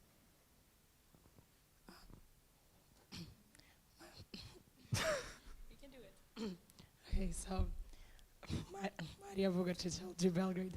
I have a direct comment to that, and that was that Can you hold it closer? also a good thing about it, about this booklet that we had for CM, is the fact that all of the people who are responsible for the safety of these teamers speak different languages. So I think that is also a really big plus, because sometimes if people don't feel very comfortable speaking English, or maybe they cannot really express themselves in English, it's good if there is multiple people who can also communicate with them in their local language. Yeah, this was definitely also one of the criteria when we approach people, that we reach people from different countries, different backgrounds, so they also speak different languages, and also when the days is based on, of course, what days they want to do it. They don't want to do it every day, but also when there were options available, I made sure to pick the options in a way that there is ideally different genders, ideally different languages, but that's also something we are in some cases limited with the people that are willing to do it, and we try to do the best we can.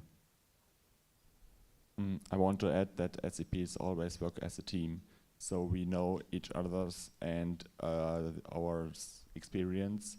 That doesn't mean that we share personal information about people who come to us.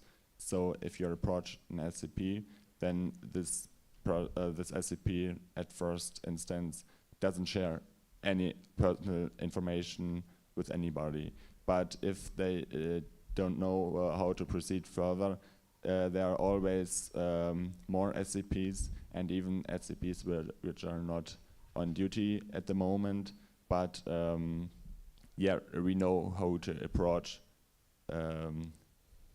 if we need help, and it's always it's included in the safety concept that SCPs always work as a team, so it doesn't matter who you approach. Okay, I think I saw a hand, a person somewhere, but I don't remember where. Ah, yeah, Connie.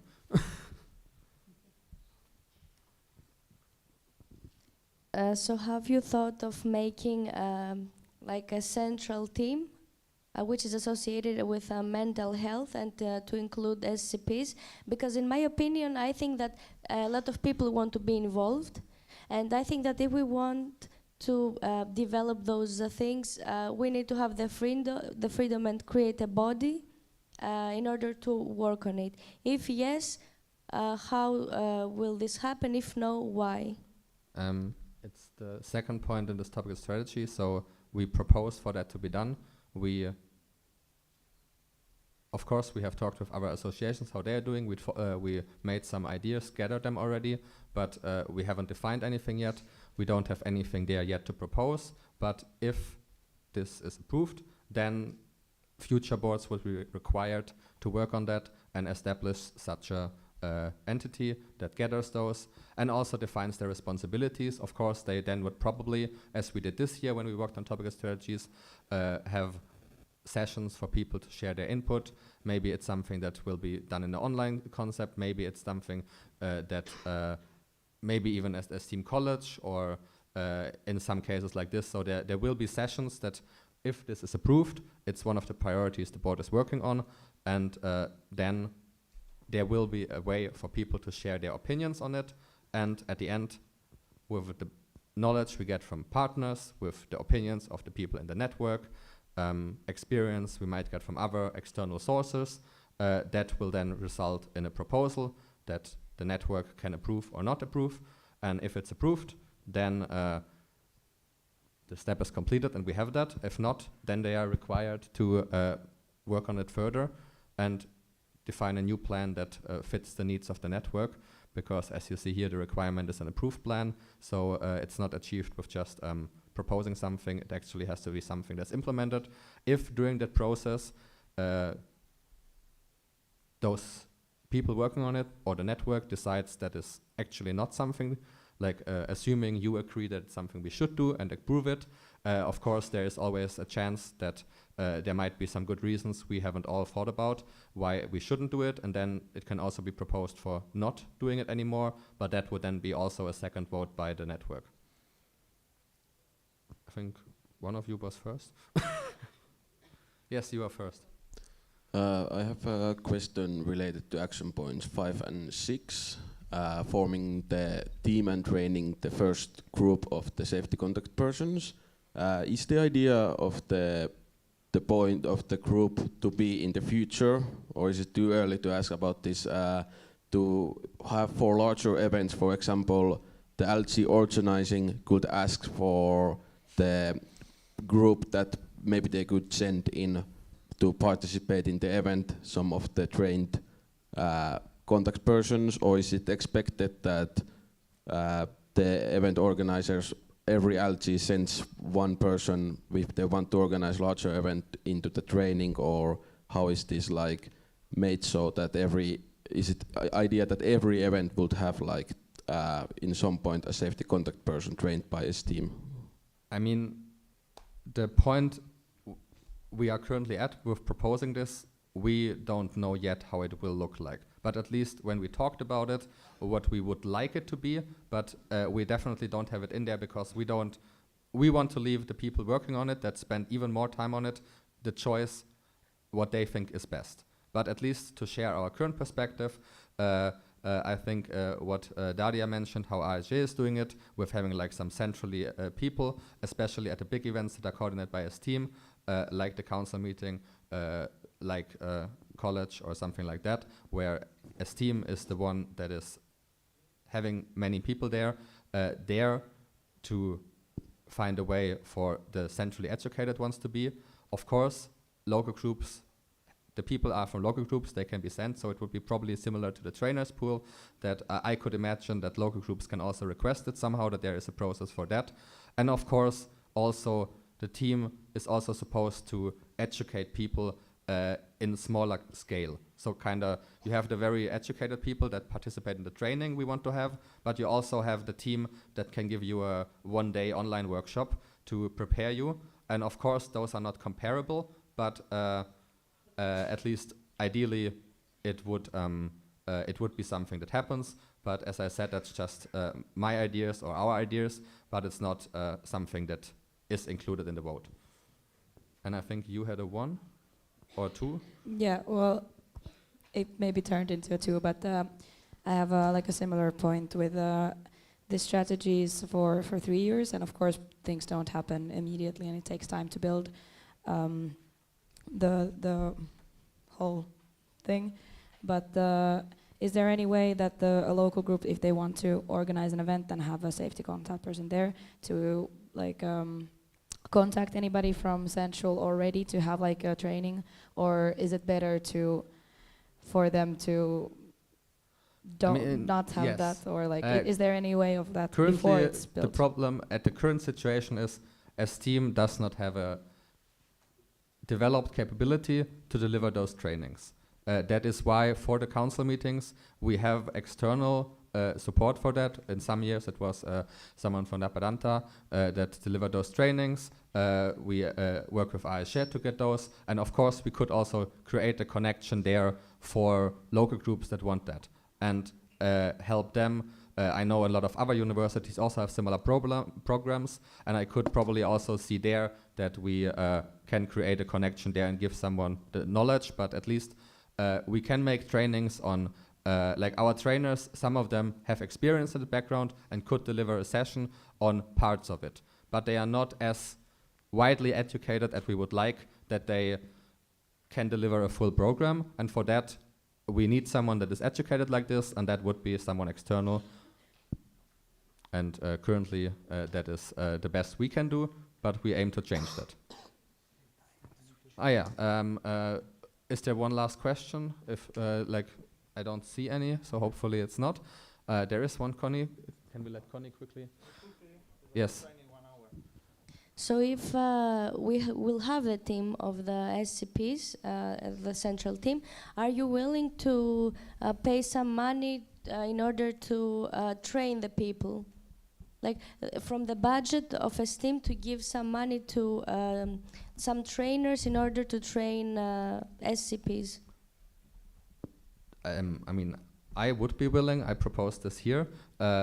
I will not make the decisions next year, but at least in the current situation, we support trainers that go to other events where they deliver trainings. We pay for the trainers that go, for example, to the local responsible forum, that go to the training new trainers. So I don't see why a team wouldn't pay for the trainers to go there.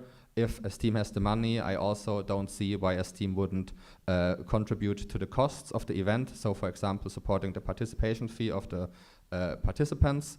That, of course, is then at the end a strategic decision that is included in the next budget or the budget after that. So I can't make any promises there. And it's also not something a topical strategy should demand, but you can ask that question again in half a year. And if it's not in the next half-year budget, then you can ask the board why that is the case.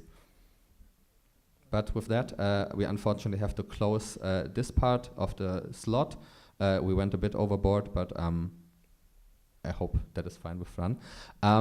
Also, if you have any more questions, you can ask them on those Ilium posts. We will try to reply. You can approach us directly, Lucia, me, or anyone in the board. In Google Chat, we also have, when we presented them for the first time, you can also leave comments there. And yes, that's then the session is over. Now we're having 2 proposal slots again. As you might have remembered, there is here, it's Fran's slot on his topical strategy changes to IEM. And I don't know, you do? Yeah. When you go towards the exit and turn left, go up the stairs and classroom on the right, there will be the finance topics with Adrienne. So yeah, there were more people interested in this topic, so we're gonna do the IM topical strategy in this room. Please be quick because, yeah, in order to be on time for the lunch, thank you very much.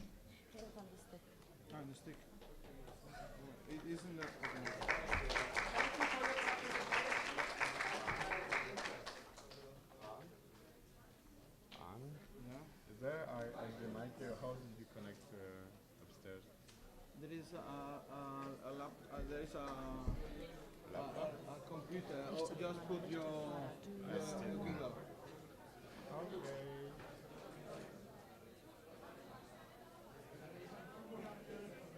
You take nothing. We have to tell them that. Can I just? I would just take a coffee and go upstairs.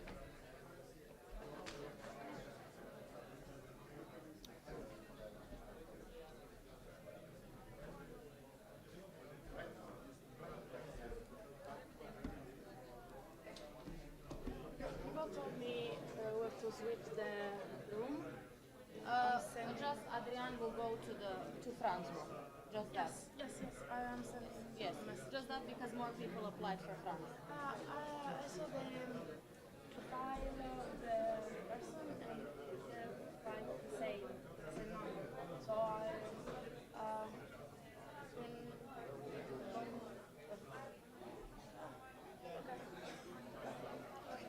Okay. Oh. Yeah, you can take the...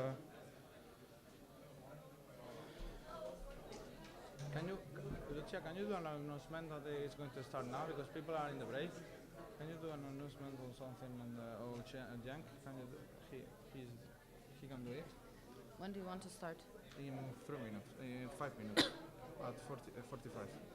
Okay, so with the IEM topical strategy, we will start at 12:45, so in 6 minutes, because people are grabbing coffee and something, so we will start in 6 minutes.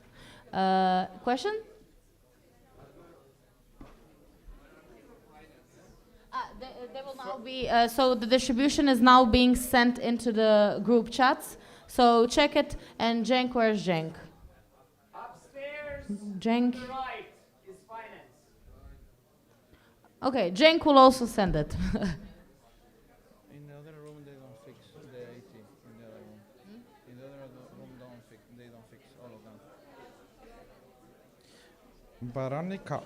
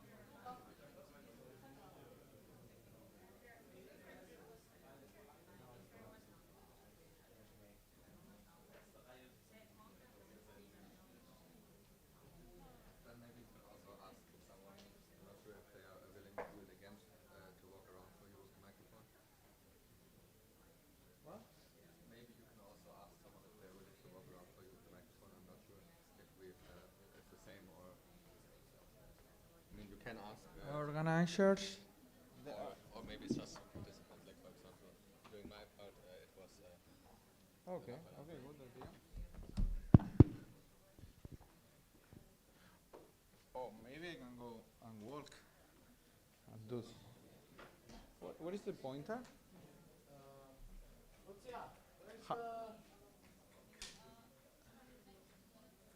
Oh, yeah, thank you.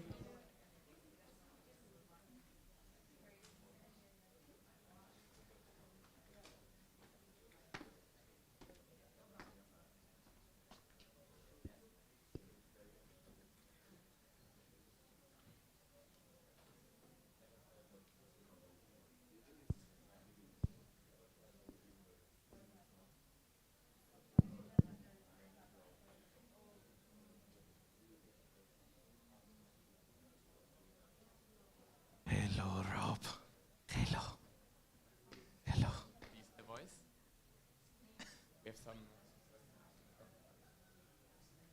We have some ASMR for you today. We're gonna have a very nice session. Are we starting again? We start in 1 minute. We're starting. Should I shout some people? Yes.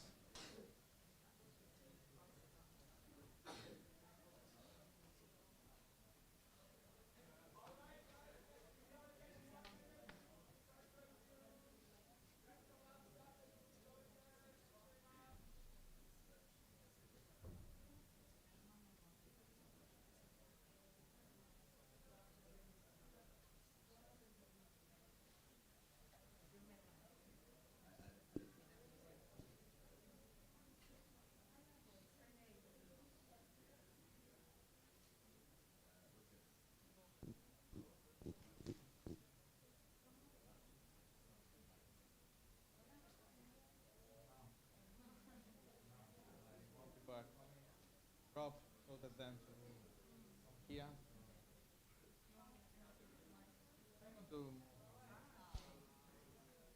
I think I want to survive.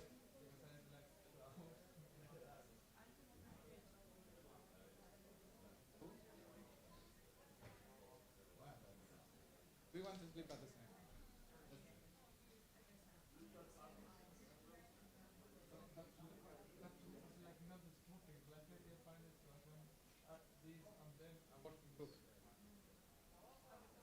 But tonight, I'm drunk at night. And tomorrow another application. I don't have to do anything tomorrow. Tomorrow you can put another proposal, bullshit proposal to have sunglasses or to have a cap or whatever. Okay, guys. Should I start? Well, people are coming here, but I'm going to start. Yeah? Okay, closer to my microphone. Yeah, I'll do it. So, well, more people are coming. Paul, catch you, please. Okay, so yesterday I had only 7 minutes to yap about this. That's so short for me. So now I have 1 hour and you have time to ask me any question that you want. So I'm going to start introducing again the proposal. Now I deleted the memes. No memes, sorry now. But, okay, this was the proposal, the background in CM Seville. Well, this topical strategy started 1 year ago in Aveiro, that it was to have a higher percentage of IAM students in our network. But when we started working on this topical strategy, I took the responsibility because it's IAM, and also recruitment is more part of the LGs, let's say, also with my experience in MC, and yeah, I wanted to be responsible of this. But the first action point was that we are going to dig in the action points. But the first one, it was very, very difficult, almost say impossible to achieve in the time frame and with the current tools that we have and how it was written in the topical strategy. So we faced it that the best thing is, okay, let's close it and let's do a research exactly about the status of the IAM students in our network. Then I proposed that. It was 50-50. It was so funny when we saw that. Then, yeah, it was 50% say, okay, let's close it. No, but the other 50% no. We still want this because we believe. Also, the feedback that I got is like we believe in the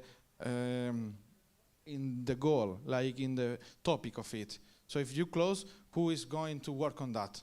So let's say, okay, let's work. Let's propose something better. So we worked on that during the last months. Well, okay, I have the memes again. Oh fuck! I thought I. Okay, yes, this is the long version. Okay.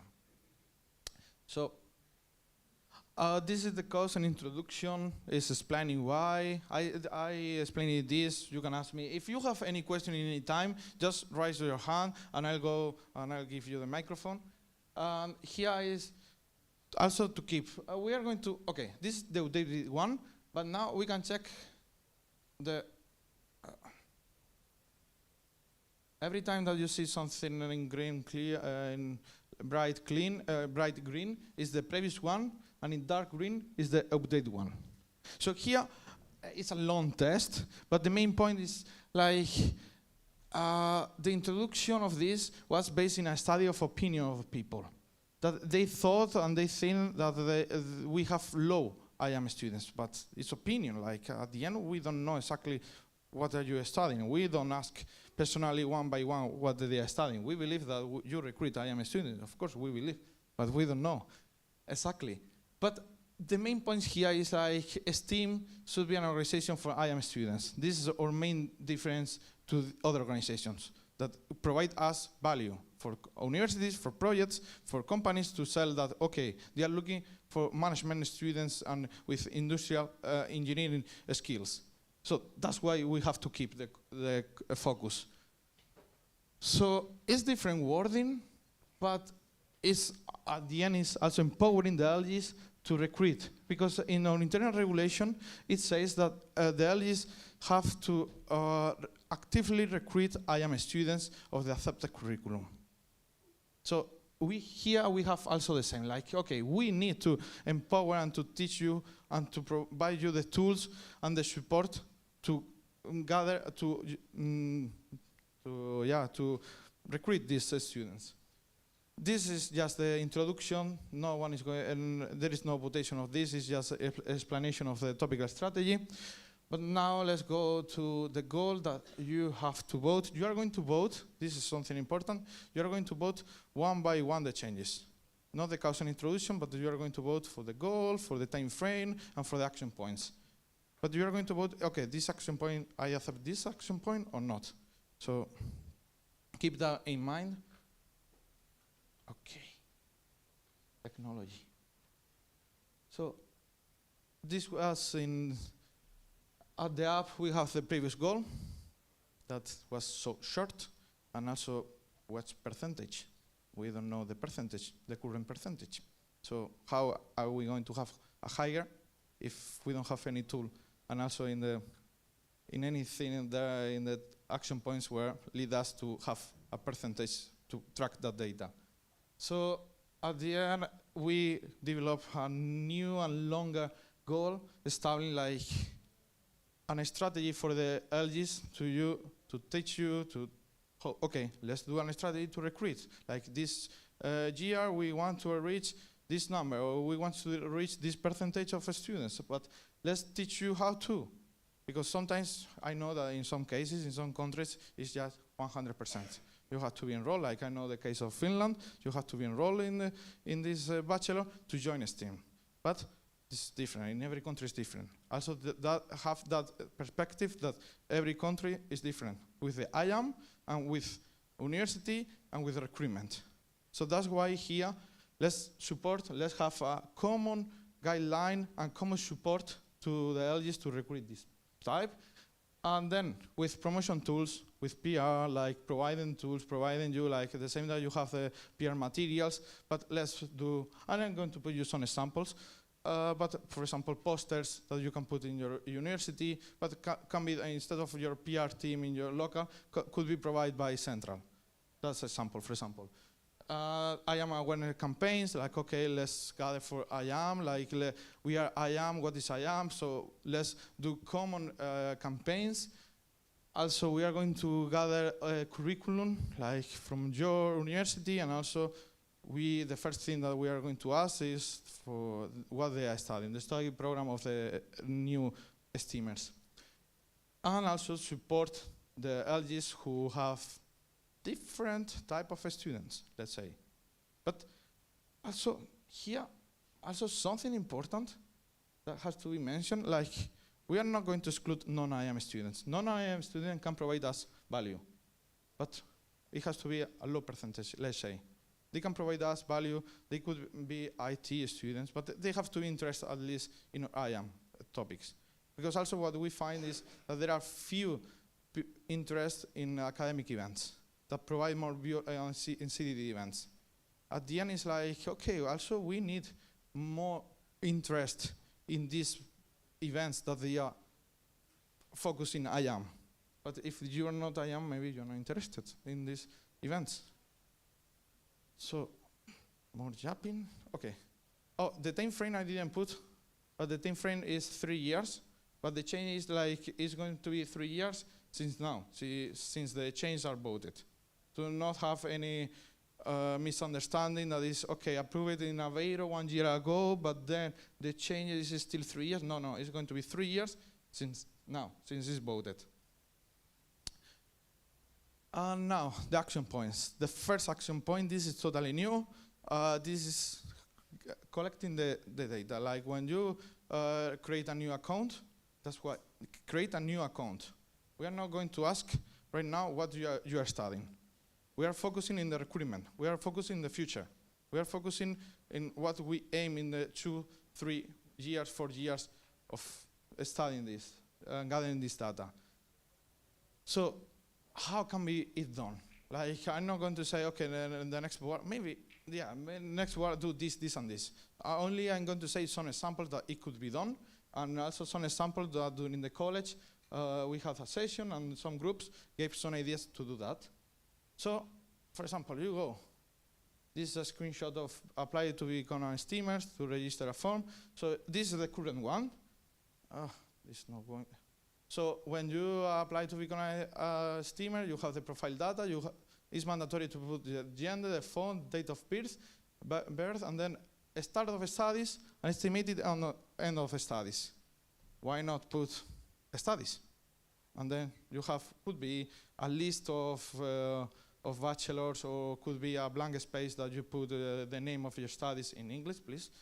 And then also we can gather the data of the different bachelor of IM, because sometimes it's called industrial management, another time industrial engineering management, another time business management with engineering. There are a lot of different names depending on the university, but it's going to be just putting that. That is an idea. Could be also a list, and you have to select which one, and if you are not IM, so you put other. But here, this idea, but it was because this is the output of the college. Okay, so that's why I wanted to do this. No, it was just my idea. Like, I'm the responsible of this, but it was the idea of different groups that we asked them at the first, what's the problems, and then how can you measure that problems? So as you can see, like in the top is metrics, application rate, percentage of new members, then measure application number with communication channel, like how, like this, because the question was, but here is like percentage of members per faculty, like how many members of STEAM belong to STEAM, and then they are from the faculty. Are you doing a good recruitment? Could you improve also your recruitment in a higher, this is another, gathering the data, we could also go for further analytics and further discussions. Sorry, that also, I'm giving you the back, sorry for that.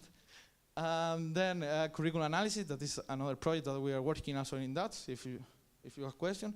And then, how to measure, like monitoring compliance. So checking by the ORC, and then confirming studying program open synap. Also, they have some ideas of portal profile gamification, create a list of questions for profile gamification, integrate to the portal, add a field for confirm a study program, and also here. Here is I am versus non-I am, and the metric is this group said instead of putting just the name, put in the certificate of studies. Could be. There are some ideas also for the next board and next leader. I'll give them all the outputs and report of these events, that not forget the ideas, but could be done. Like, yeah. Now, do you have any questions? No, my question was about if you think that on top of asking the study program that there should be some type of proof of the study plan to be uploaded, but it came up. Like personally, I think that would be a good implementation also. Yeah, of course, this is a good one. Please, Mush, please, keep the focus. She is not keeping the focus, but I need. But yeah, the easy one is to put just a blank space, and people can fulfill that, and then or a list. That's the easiest one.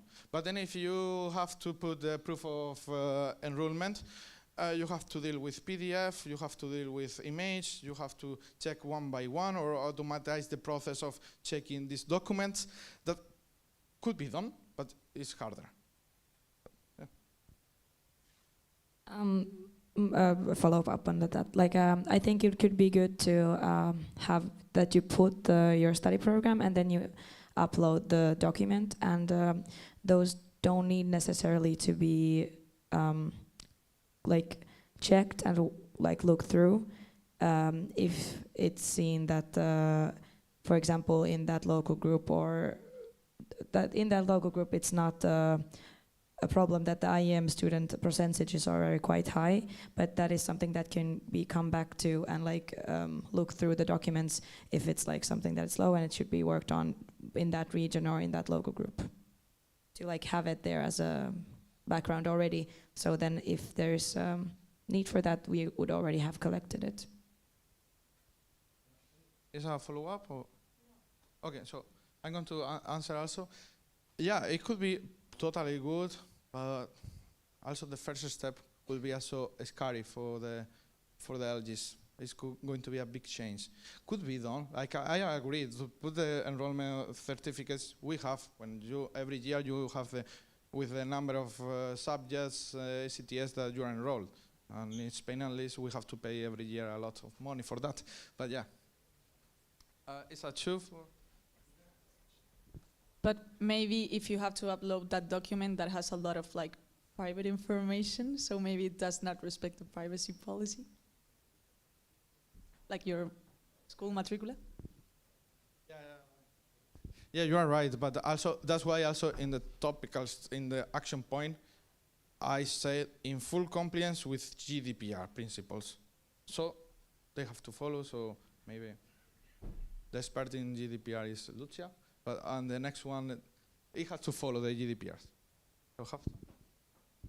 So can you open the next one? Yeah, this one. No. Okay. So one of the parts are shown in the portal on our portal, personal portal, and does it gonna be shown in the portal our studies? And like our studies, does it gonna be? In my opinion, no, because it's the GDPR, but we need to ask them. But it could be done. It could be done. Like at the end, it's a decision. Like it should be like. Also, what do you think? Should be in the portal? Because there are some people who put that in their biography. They put engineering bachelor of. There are some people that they do by themselves. So that's also your opinion. Like you would like to have that in your portal? Like.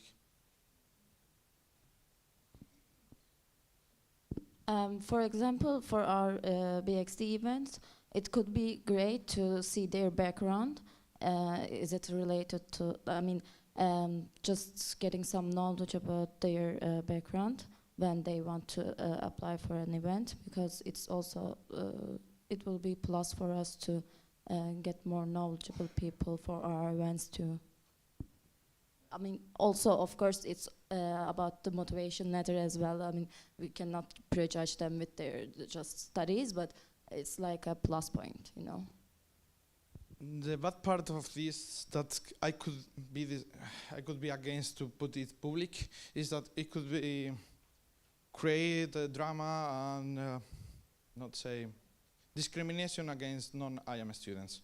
That also we welcome them, and we also okay, they are part of us also, but let's say not create discrimination. There were in some CMs ago there was one applicant for board that he was an IAM student, so at the end his application was thrown because he was an IAM. So this created discrimination against non-IAM, and having that public could create that. Having the data in personal, the committees could work for the analytics, but public could be risky. So it's one, you have a two. Okay, but there is also a direct here, so I go Veronica, Connie, and Andrea, and then you have a one. One is another topic, two is answer. What's topical about okay, so after Andrea, okay? I think it should be information that you can put if you want it to be public on the portal or not, but something that should be collected, definitely.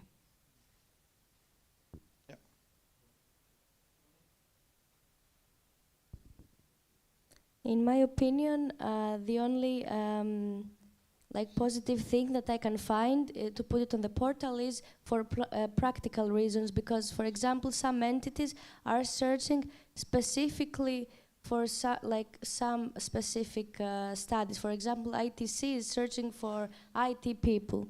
This is the only, I would say, a positive thing that I would think. But I have a question.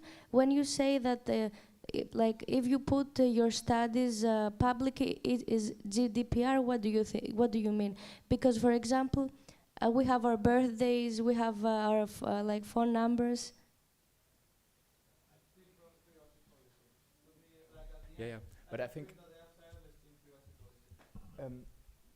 yes, but it would need to be included in the privacy policy. But of course, like what you would need to agree on needs to be adapted according to that. But if it is, it would be like if you agree on something being shared in certain terms, it is legal. However, yeah, we need to be careful with it. Can I say something else? Okay.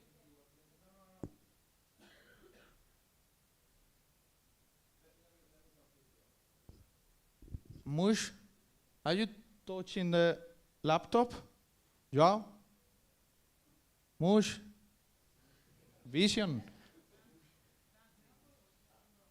I'm going to be close, but...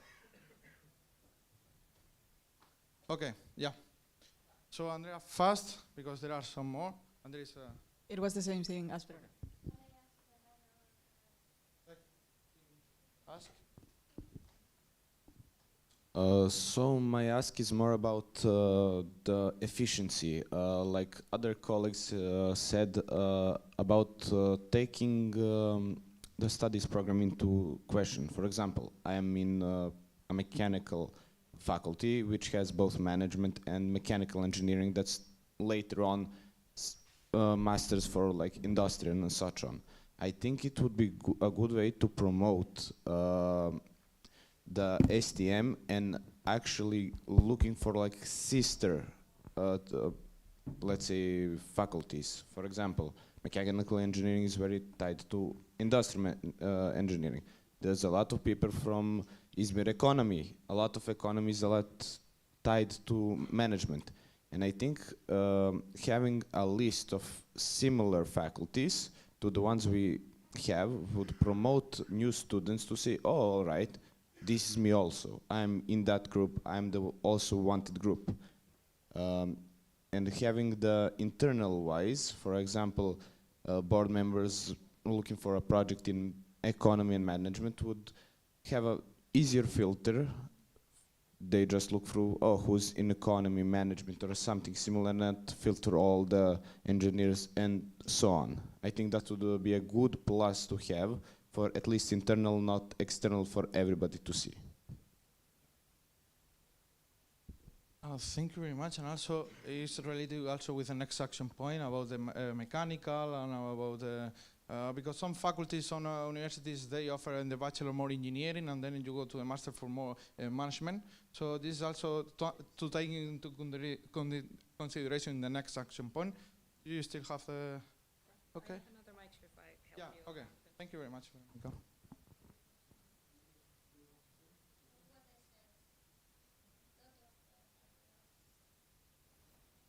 Okay. Yeah, yeah. Let's go for that. Yeah. Yeah. So I just wanted to ask if the time frame for this is 3 years. Is it only the data collection? Because surely we're gonna do something like after the data collection. So what's the time frame for the collection, and then to like actually start to increase the number of IM students? This is going to be something implemented in STEAM.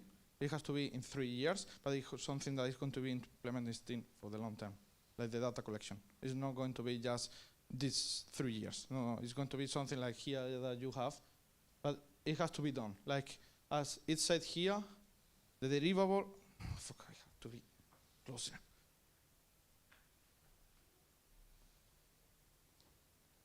It's a functional database and updated registration form. So that's the derivable, to have the form, this type of form, implementing in STEAM for the long term.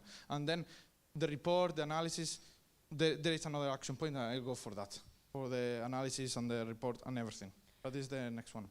But could you like say some sort of time frame when would the process of like trying to start to increase the IM students, like when would that start? What the time frame is for that? With the next action points. I'm going to explain the next action points. That is going to be the pool, the tools, and the ways to increase that. But maybe to clarify, like all the action points are planned to be done in the 3 years of the topical strategy. So within that 3 years, there would be already the last action points of increasing it.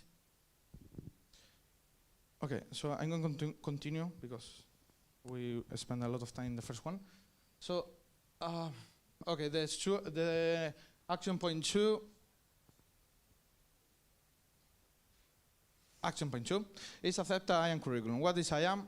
We don't know, to be honest. We don't know what is IAM because it changes in every country, it changes in every university, it changes in every faculty, so it's very difficult. But who is able to say what is IAM? An expert who is developing the curriculum. That means the professors. The professors are the ones who are working on changing the curriculum to adapt that for the future, for the companies, and so on, like to fulfill the demands of the university. So for that, previous one was an accept list of degrees approved by the council. We as a student do we have the knowledge to know what is IAM with all the differences that is by countries? That is like, there is not the same IAM in Finland and in Spain. So with that, it's difficult to vote. So that's in this action point is to create a group of experts in that field. That's this group of experts that they will develop a guideline to accept that curriculum, to say, okay, we have to do this, this, and this. How? I created an idea of a group, could be task group, could be not committee, but possibly formed by the vice president of education, who is going to tell to the expert or to the group of people like, okay, we have this, we have to analyze this, we have to meet and to do this task. Then we have the institutional partners that I'm APM and CEFI. I am and APM are only focused in IAM, so they are professors that they are currently developing that. Also, we'll have a working group about IAM curriculum. It's soundless promotion. And also, I am professor from specific universities. If we have any question about one university, what is IAM for that university, let's ask to these professors that they are currently doing teaching that that bachelor or master. Then also I put the members committee. Would be why not? because it's going to be implemented in membership regulation. It's going to be a guideline. So possible task, guideline to accept IAM curriculum, automatization of the process. If we have to accept every bachelor, every master in 76 universities, it's a lot of work. It's like, let's say that in each of you have 3 bachelors of IAM, and you have 5 masters of IAM. Multiply for 76. Imagine the number of acceptance. So it's going to have a guideline and then automatize the process. And then meetings if there are specific questions, like to the LG or with the local professors. But it could be this, and this is the action point 2. Like evaluation process developed by a group of experts, including official procedure, and to submit bachelor degrees every some years, because your bachelor are changing every 3 to 5 years. They are changing the number of subjects, the name of the subject. So also to have that in mind. So this is something that is going to be implemented but done in the future, and continues doing. Do you have a one?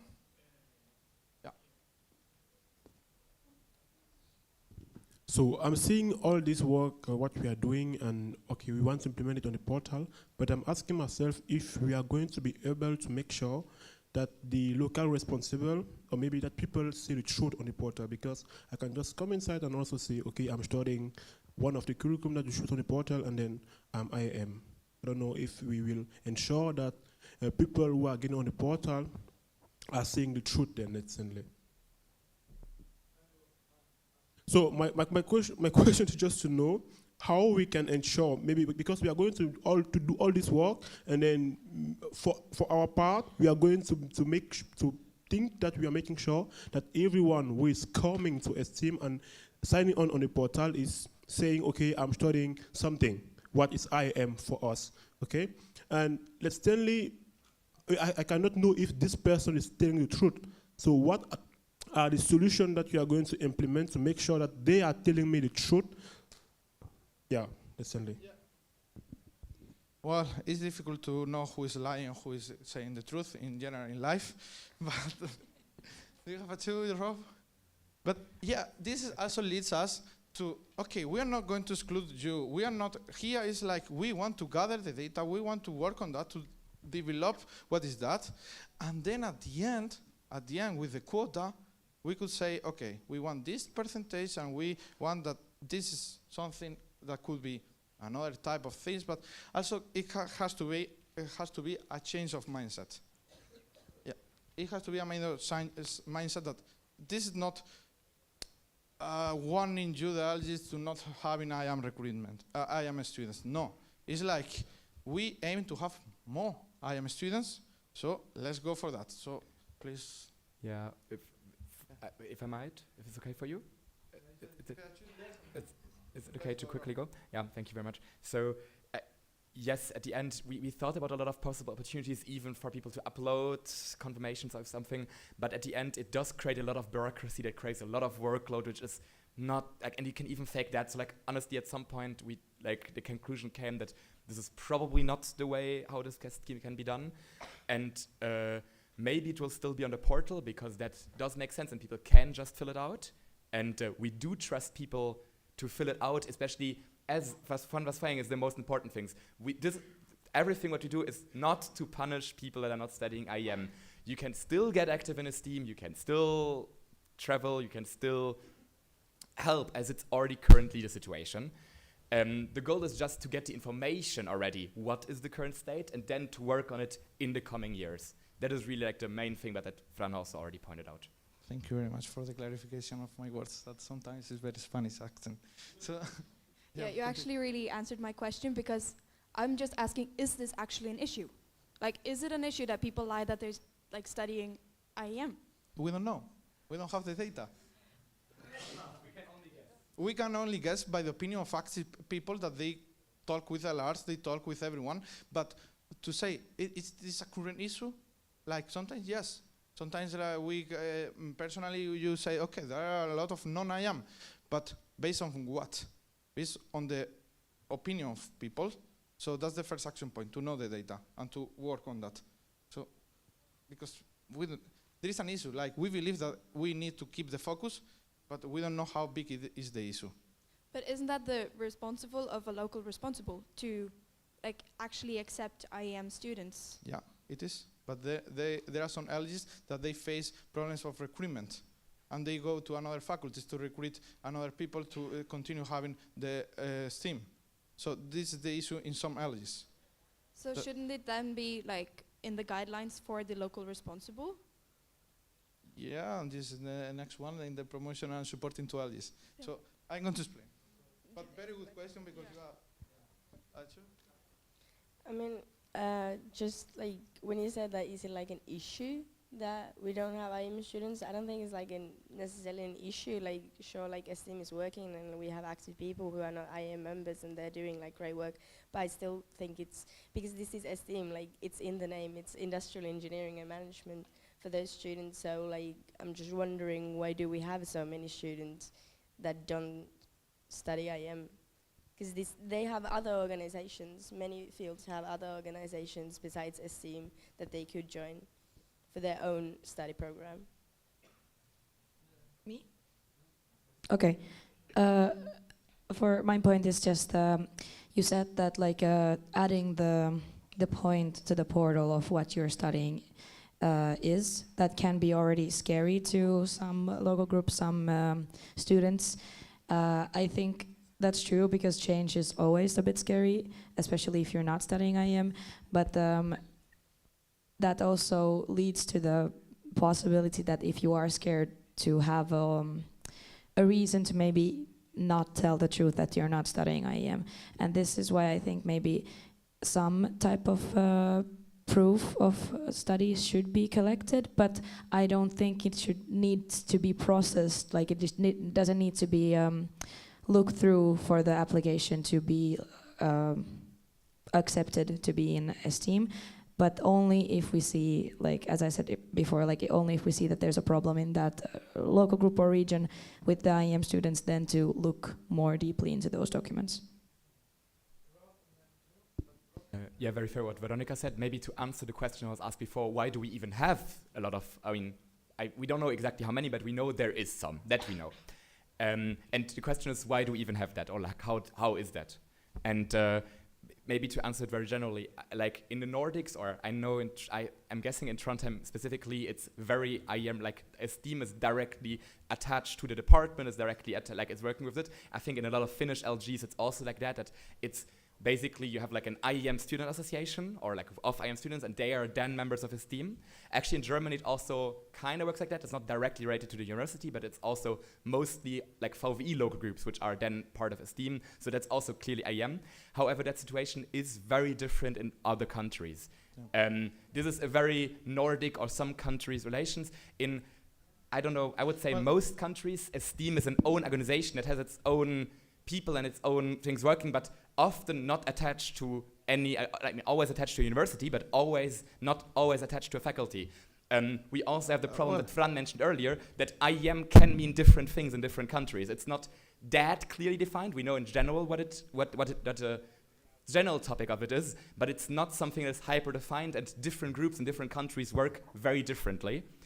Of course, the mission, the name, as you're right, but also our mission and vision does mandate some connection to IEM, and we would like to continue with it. However, it is very difficult to tell each local group in all countries to have the exact same of working and the exact same way to do things. It's just not the case. And I don't think we can really make that the case. However, what we can tell is first get the information, which is the very first step of what is even currently, and then trying to work to, in general, increase awareness of it, and in the countries or local groups where we see that there is maybe a larger point where it is not the case that they are connected, then going there and touching there, making some measures how maybe that can be improved. But again, I would be super careful about punishing at any point, because then also it emphasizes people to not tell the truth, which kind of ruins the whole deal. We don't want to punish people. Like, it's really just getting the information and then trying to optimize the whole system. But different loops in different countries work very differently.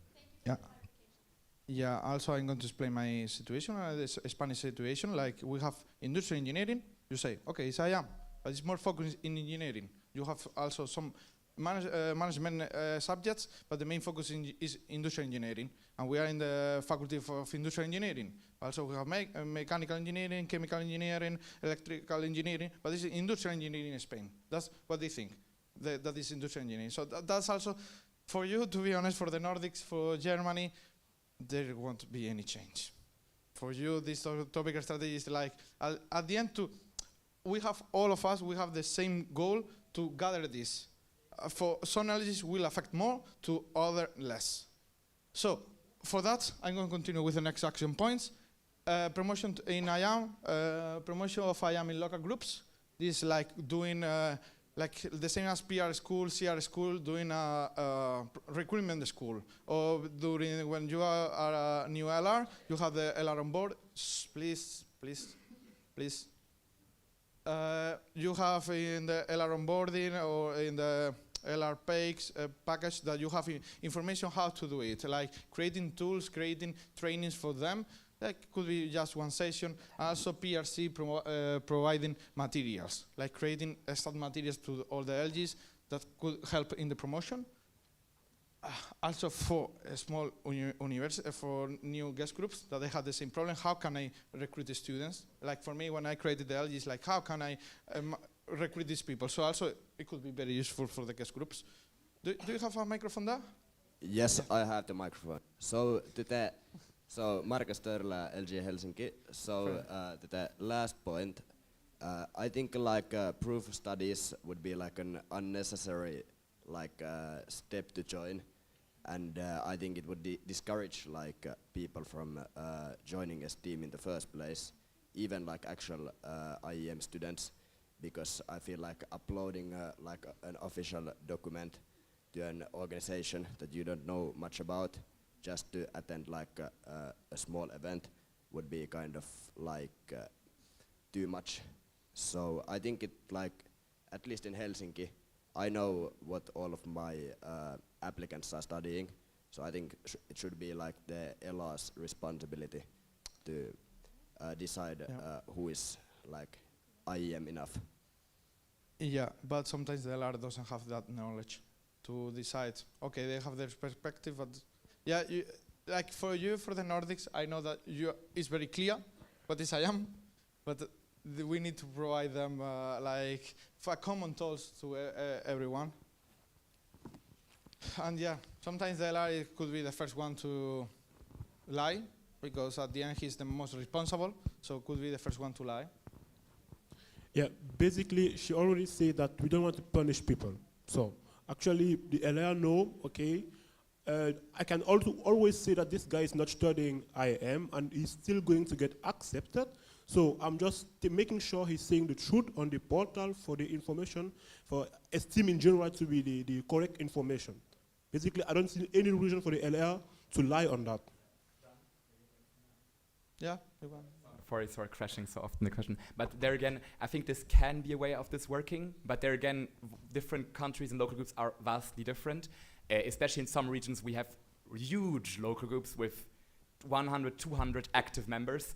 And I do not expect an LR to have an overview about every single study and background. That also changes over the years. So yeah, I think the exact workings all have up and down sides, and we're very open to continue discussion on what is the best way to achieve those. But yeah, in general, the strategy says to collect and analyze it. And exactly the way is not of the topic strategy to say you need to go over this exact way to do it. It's just you need to achieve this, you need to get this deliverable, and it's up to our last months and then future boards to implement it. And we would still like to keep that freedom somewhere. Hi, I'm Tylen from LG Trondheim. I have a question about if you collect all of this data, who is going to make sure, or even determine if that person is a part of an IEM study program? So even if you upload some kind of documentation, that documentation might not even be in English, and it's going to be hard for you to even decide if it's an IEM program. So what are you going to do with the data that you collect? The first step is to analyze if it is IAM. That is the second action point. analyze if I am in our standards or in our guideline. And what we are going to do with this data is to check the LGs that they are having low IAM students.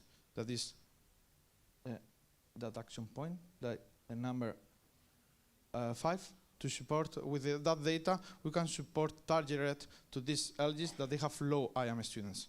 We can support, okay, what's happening? Why you don't have enough IAM students? So let's support you. Like having an entity could be RC, could be LXX, could be MC, that help them, like, okay, what's going on? Like, you don't have IAM students, or you're not promoting the right faculty. So this is another action point, that is the 5 one, that is mapping the LGs that they have low. With that data, we have low IAM students, and also that data will be used in another action point, that is the next one. But I have a 2, so.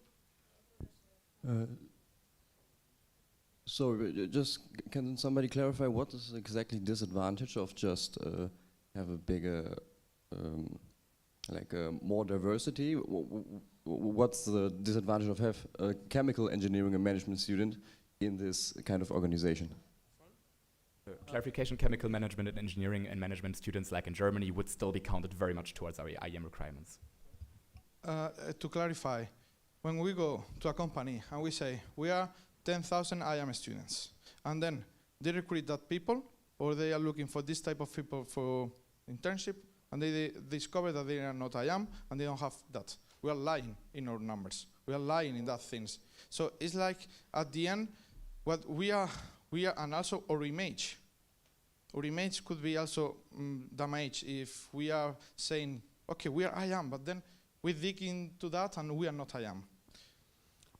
So I just wanted to respond also to that, because it was the first thing there. He was on the presentation was just this explanation about why we are doing all these discussions here.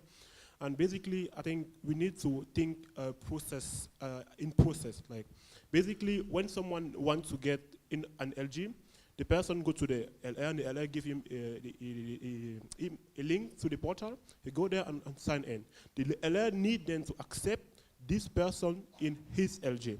So basically, the LR read all the information and see, okay, is this person giving the correct information? And he then say, okay, yes, this person needs to, is the correct person with all the correct informations. So on the portal, you write for the curriculums.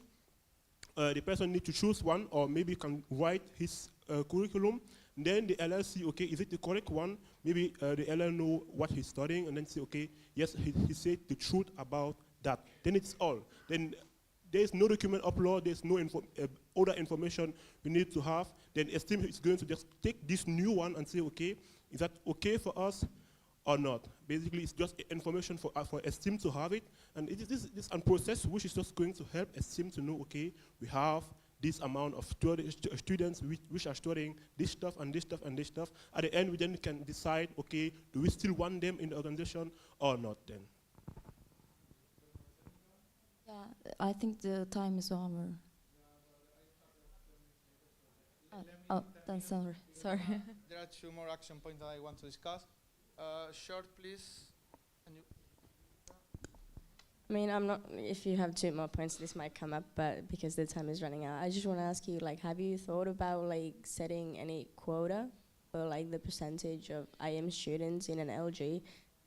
It's coming, okay. Like, everything. I spend a lot of time thinking about this. So, yeah. Okay. I want to also mention the action point 4. Oh, no. It's not working. No, what happened? Okay, the action point 4 is also something to mention, is to report to the council meeting. To report, also one important thing. Okay, the reporting. A standardized report. Like at the end, you are here at the council meeting and 2-3 minutes presentation of what's the current state of IAM. It's also like a sample of telling to, okay, this is what we have in IAM. It's just a presentation, but to date to the council. Like, okay, we have improved. We have this percentage in per region, could be per countries, could be in general. But to report also the outputs and improvements of this topical strategy, if what we are doing is useful or not. So, this is promotion. These are some ideas that in the college they had for promotion of I am. Could be more connection with professor. Could be new sticker I am. Presentation, how to go to lessons and promote STEAM. So very good ideas that also we are giving the freedom. Like the topic strategy is not to tell to the next board, okay, you have to do this. Yeah, we are telling that you have to achieve this. How you achieve is the decision of the next 3 boards. So also we are gathering ideas, but who we are going to implement that are the new generations. So, the quota. You mentioned the quota. In the previous topical strategy, it was like mandatory, because it was an action point with a deliverable. It was mandatory to create a quota. A quota is very difficult, because as we mentioned, Finland could be 100% achieved. Then you go to another. Let's say Spain is a bit different. Like you can complain about Spain. Yeah, I complain more about Spain. But you can say, okay, we have what we consider I am is just the 50%. So the quota should be the same. There are, if I am is different by countries, also the quota could be different by countries because it's risky. But well, we say, okay, the quota should be sometimes necessary, but we don't know because we don't have the data. We don't have the current percentage. So what we added, the first paragraph is only the quota will be implemented if the data clearly shows that the quota is necessary to maintain a STEAM identity as an area a student network. And if the proposal is accepted by the council, that in agreement with all of you. So the next action points 6 or 7 are optional, let's say optional. Only if the data and the opinion of the next generation say, okay, we need the quota. Not as was written in the previous topic strategy that it was mandatory a quota. So if the quota is accepted, also we wrote how to do the quota. That is investigation and report of establishments of the requirement quota, general presented to the council and incorporated in STEAM regulations. But the main point is the first paragraph. Only if the data and opinion says, yes, we need a quota. Do you have a microphone there? No. I mean, what do you mean that the quota is necessary? Because to me, that kind of says that the data shows that we don't have enough IM students. That would mean that the quota would be necessary, but if we do have enough, the quota wouldn't be necessary, but that would mean that there is some limit where it's acceptable that you have enough. That would mean that there is some sort of kind of unspoken quota if you come to the conclusion that the quota is not necessary to put like into writing. So why wouldn't we put it in writing? Because that clearly is something. Yes, there is definitely an estimation of around what we might want or not. However, as currently we literally do not have any data on this and really just vibes, if you so want. It was really hard, like we really didn't want to say, yes, the goal would be it to be over 80% or 90% or 60, I don't know. It was really to just say, we're still staying open to this, we think there could be a quota, however, we let future decisions fix that and decide over the necessity or even possibility of it. As again, some groups might have very, very low and we might start working on there. Like the threshold for where we need to, or we think it's most urgent to later implement action is just so unknown yet that it was really hard to fix it. Does that make sense? Kinda. I know you have, but like again, other groups work very, different groups work very differently. That's just.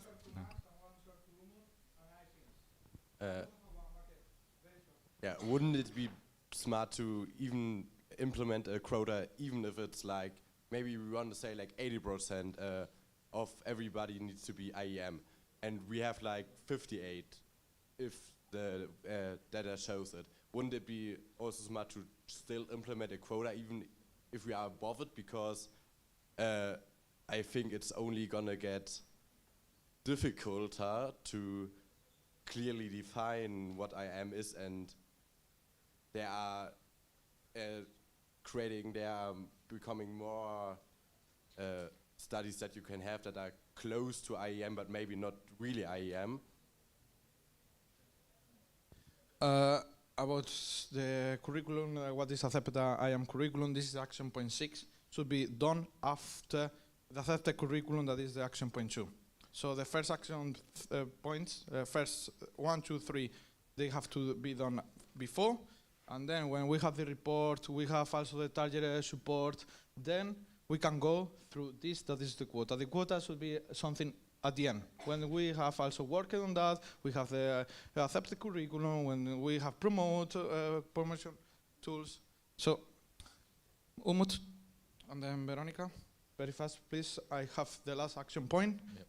What are you thinking about when somebody finds a loophole, for example, fakely registering people into his team from IEM fields just to add other people that are non-IEM? But again, Yeah, that's but not the it's point. No, That's it's not the the point here. Like We discussed that is like, let's trust the LGs and put the proof of certification of studies. Right now, we discussed that, but let's fix in the quota, and that I have the last one of monitoring the quota. But Veronica? Yeah, so my question is about the creating the quota. Let's say that we are at the point that we have collected the data and we can see the local groups and the regions, how they are with the IM students.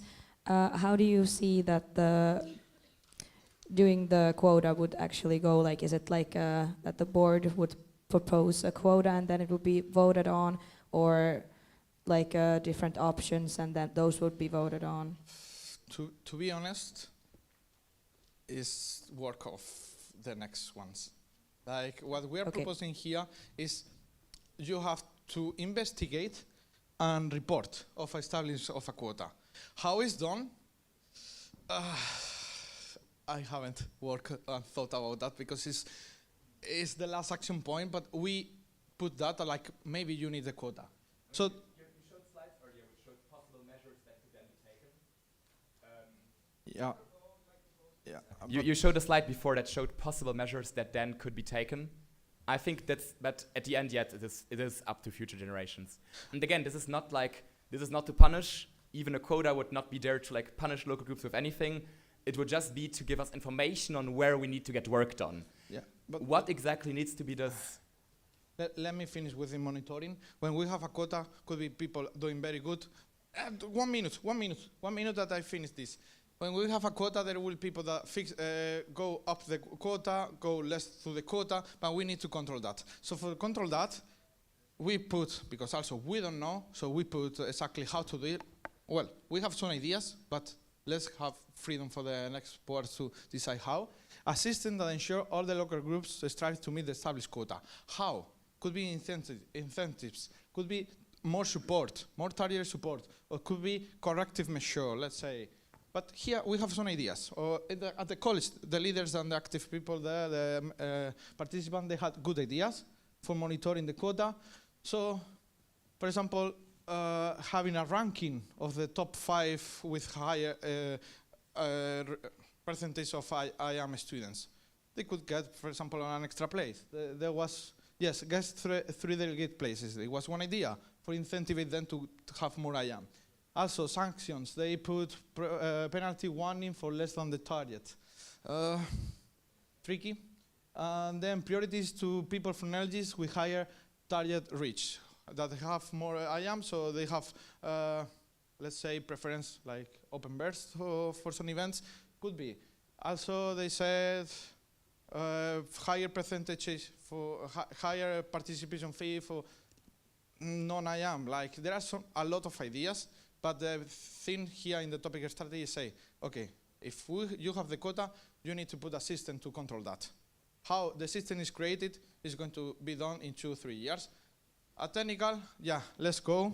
Thank you very much. If you have any other questions, you can go to Ilium. On approach to me to ask me more questions, but not during the international night, okay?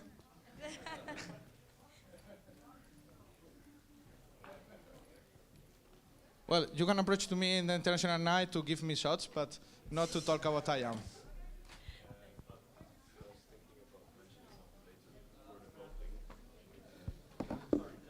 Technical, Yeah, I'm going there. No, but you have me. No, I think it's just like I need to take one car. he needs to run somewhere, but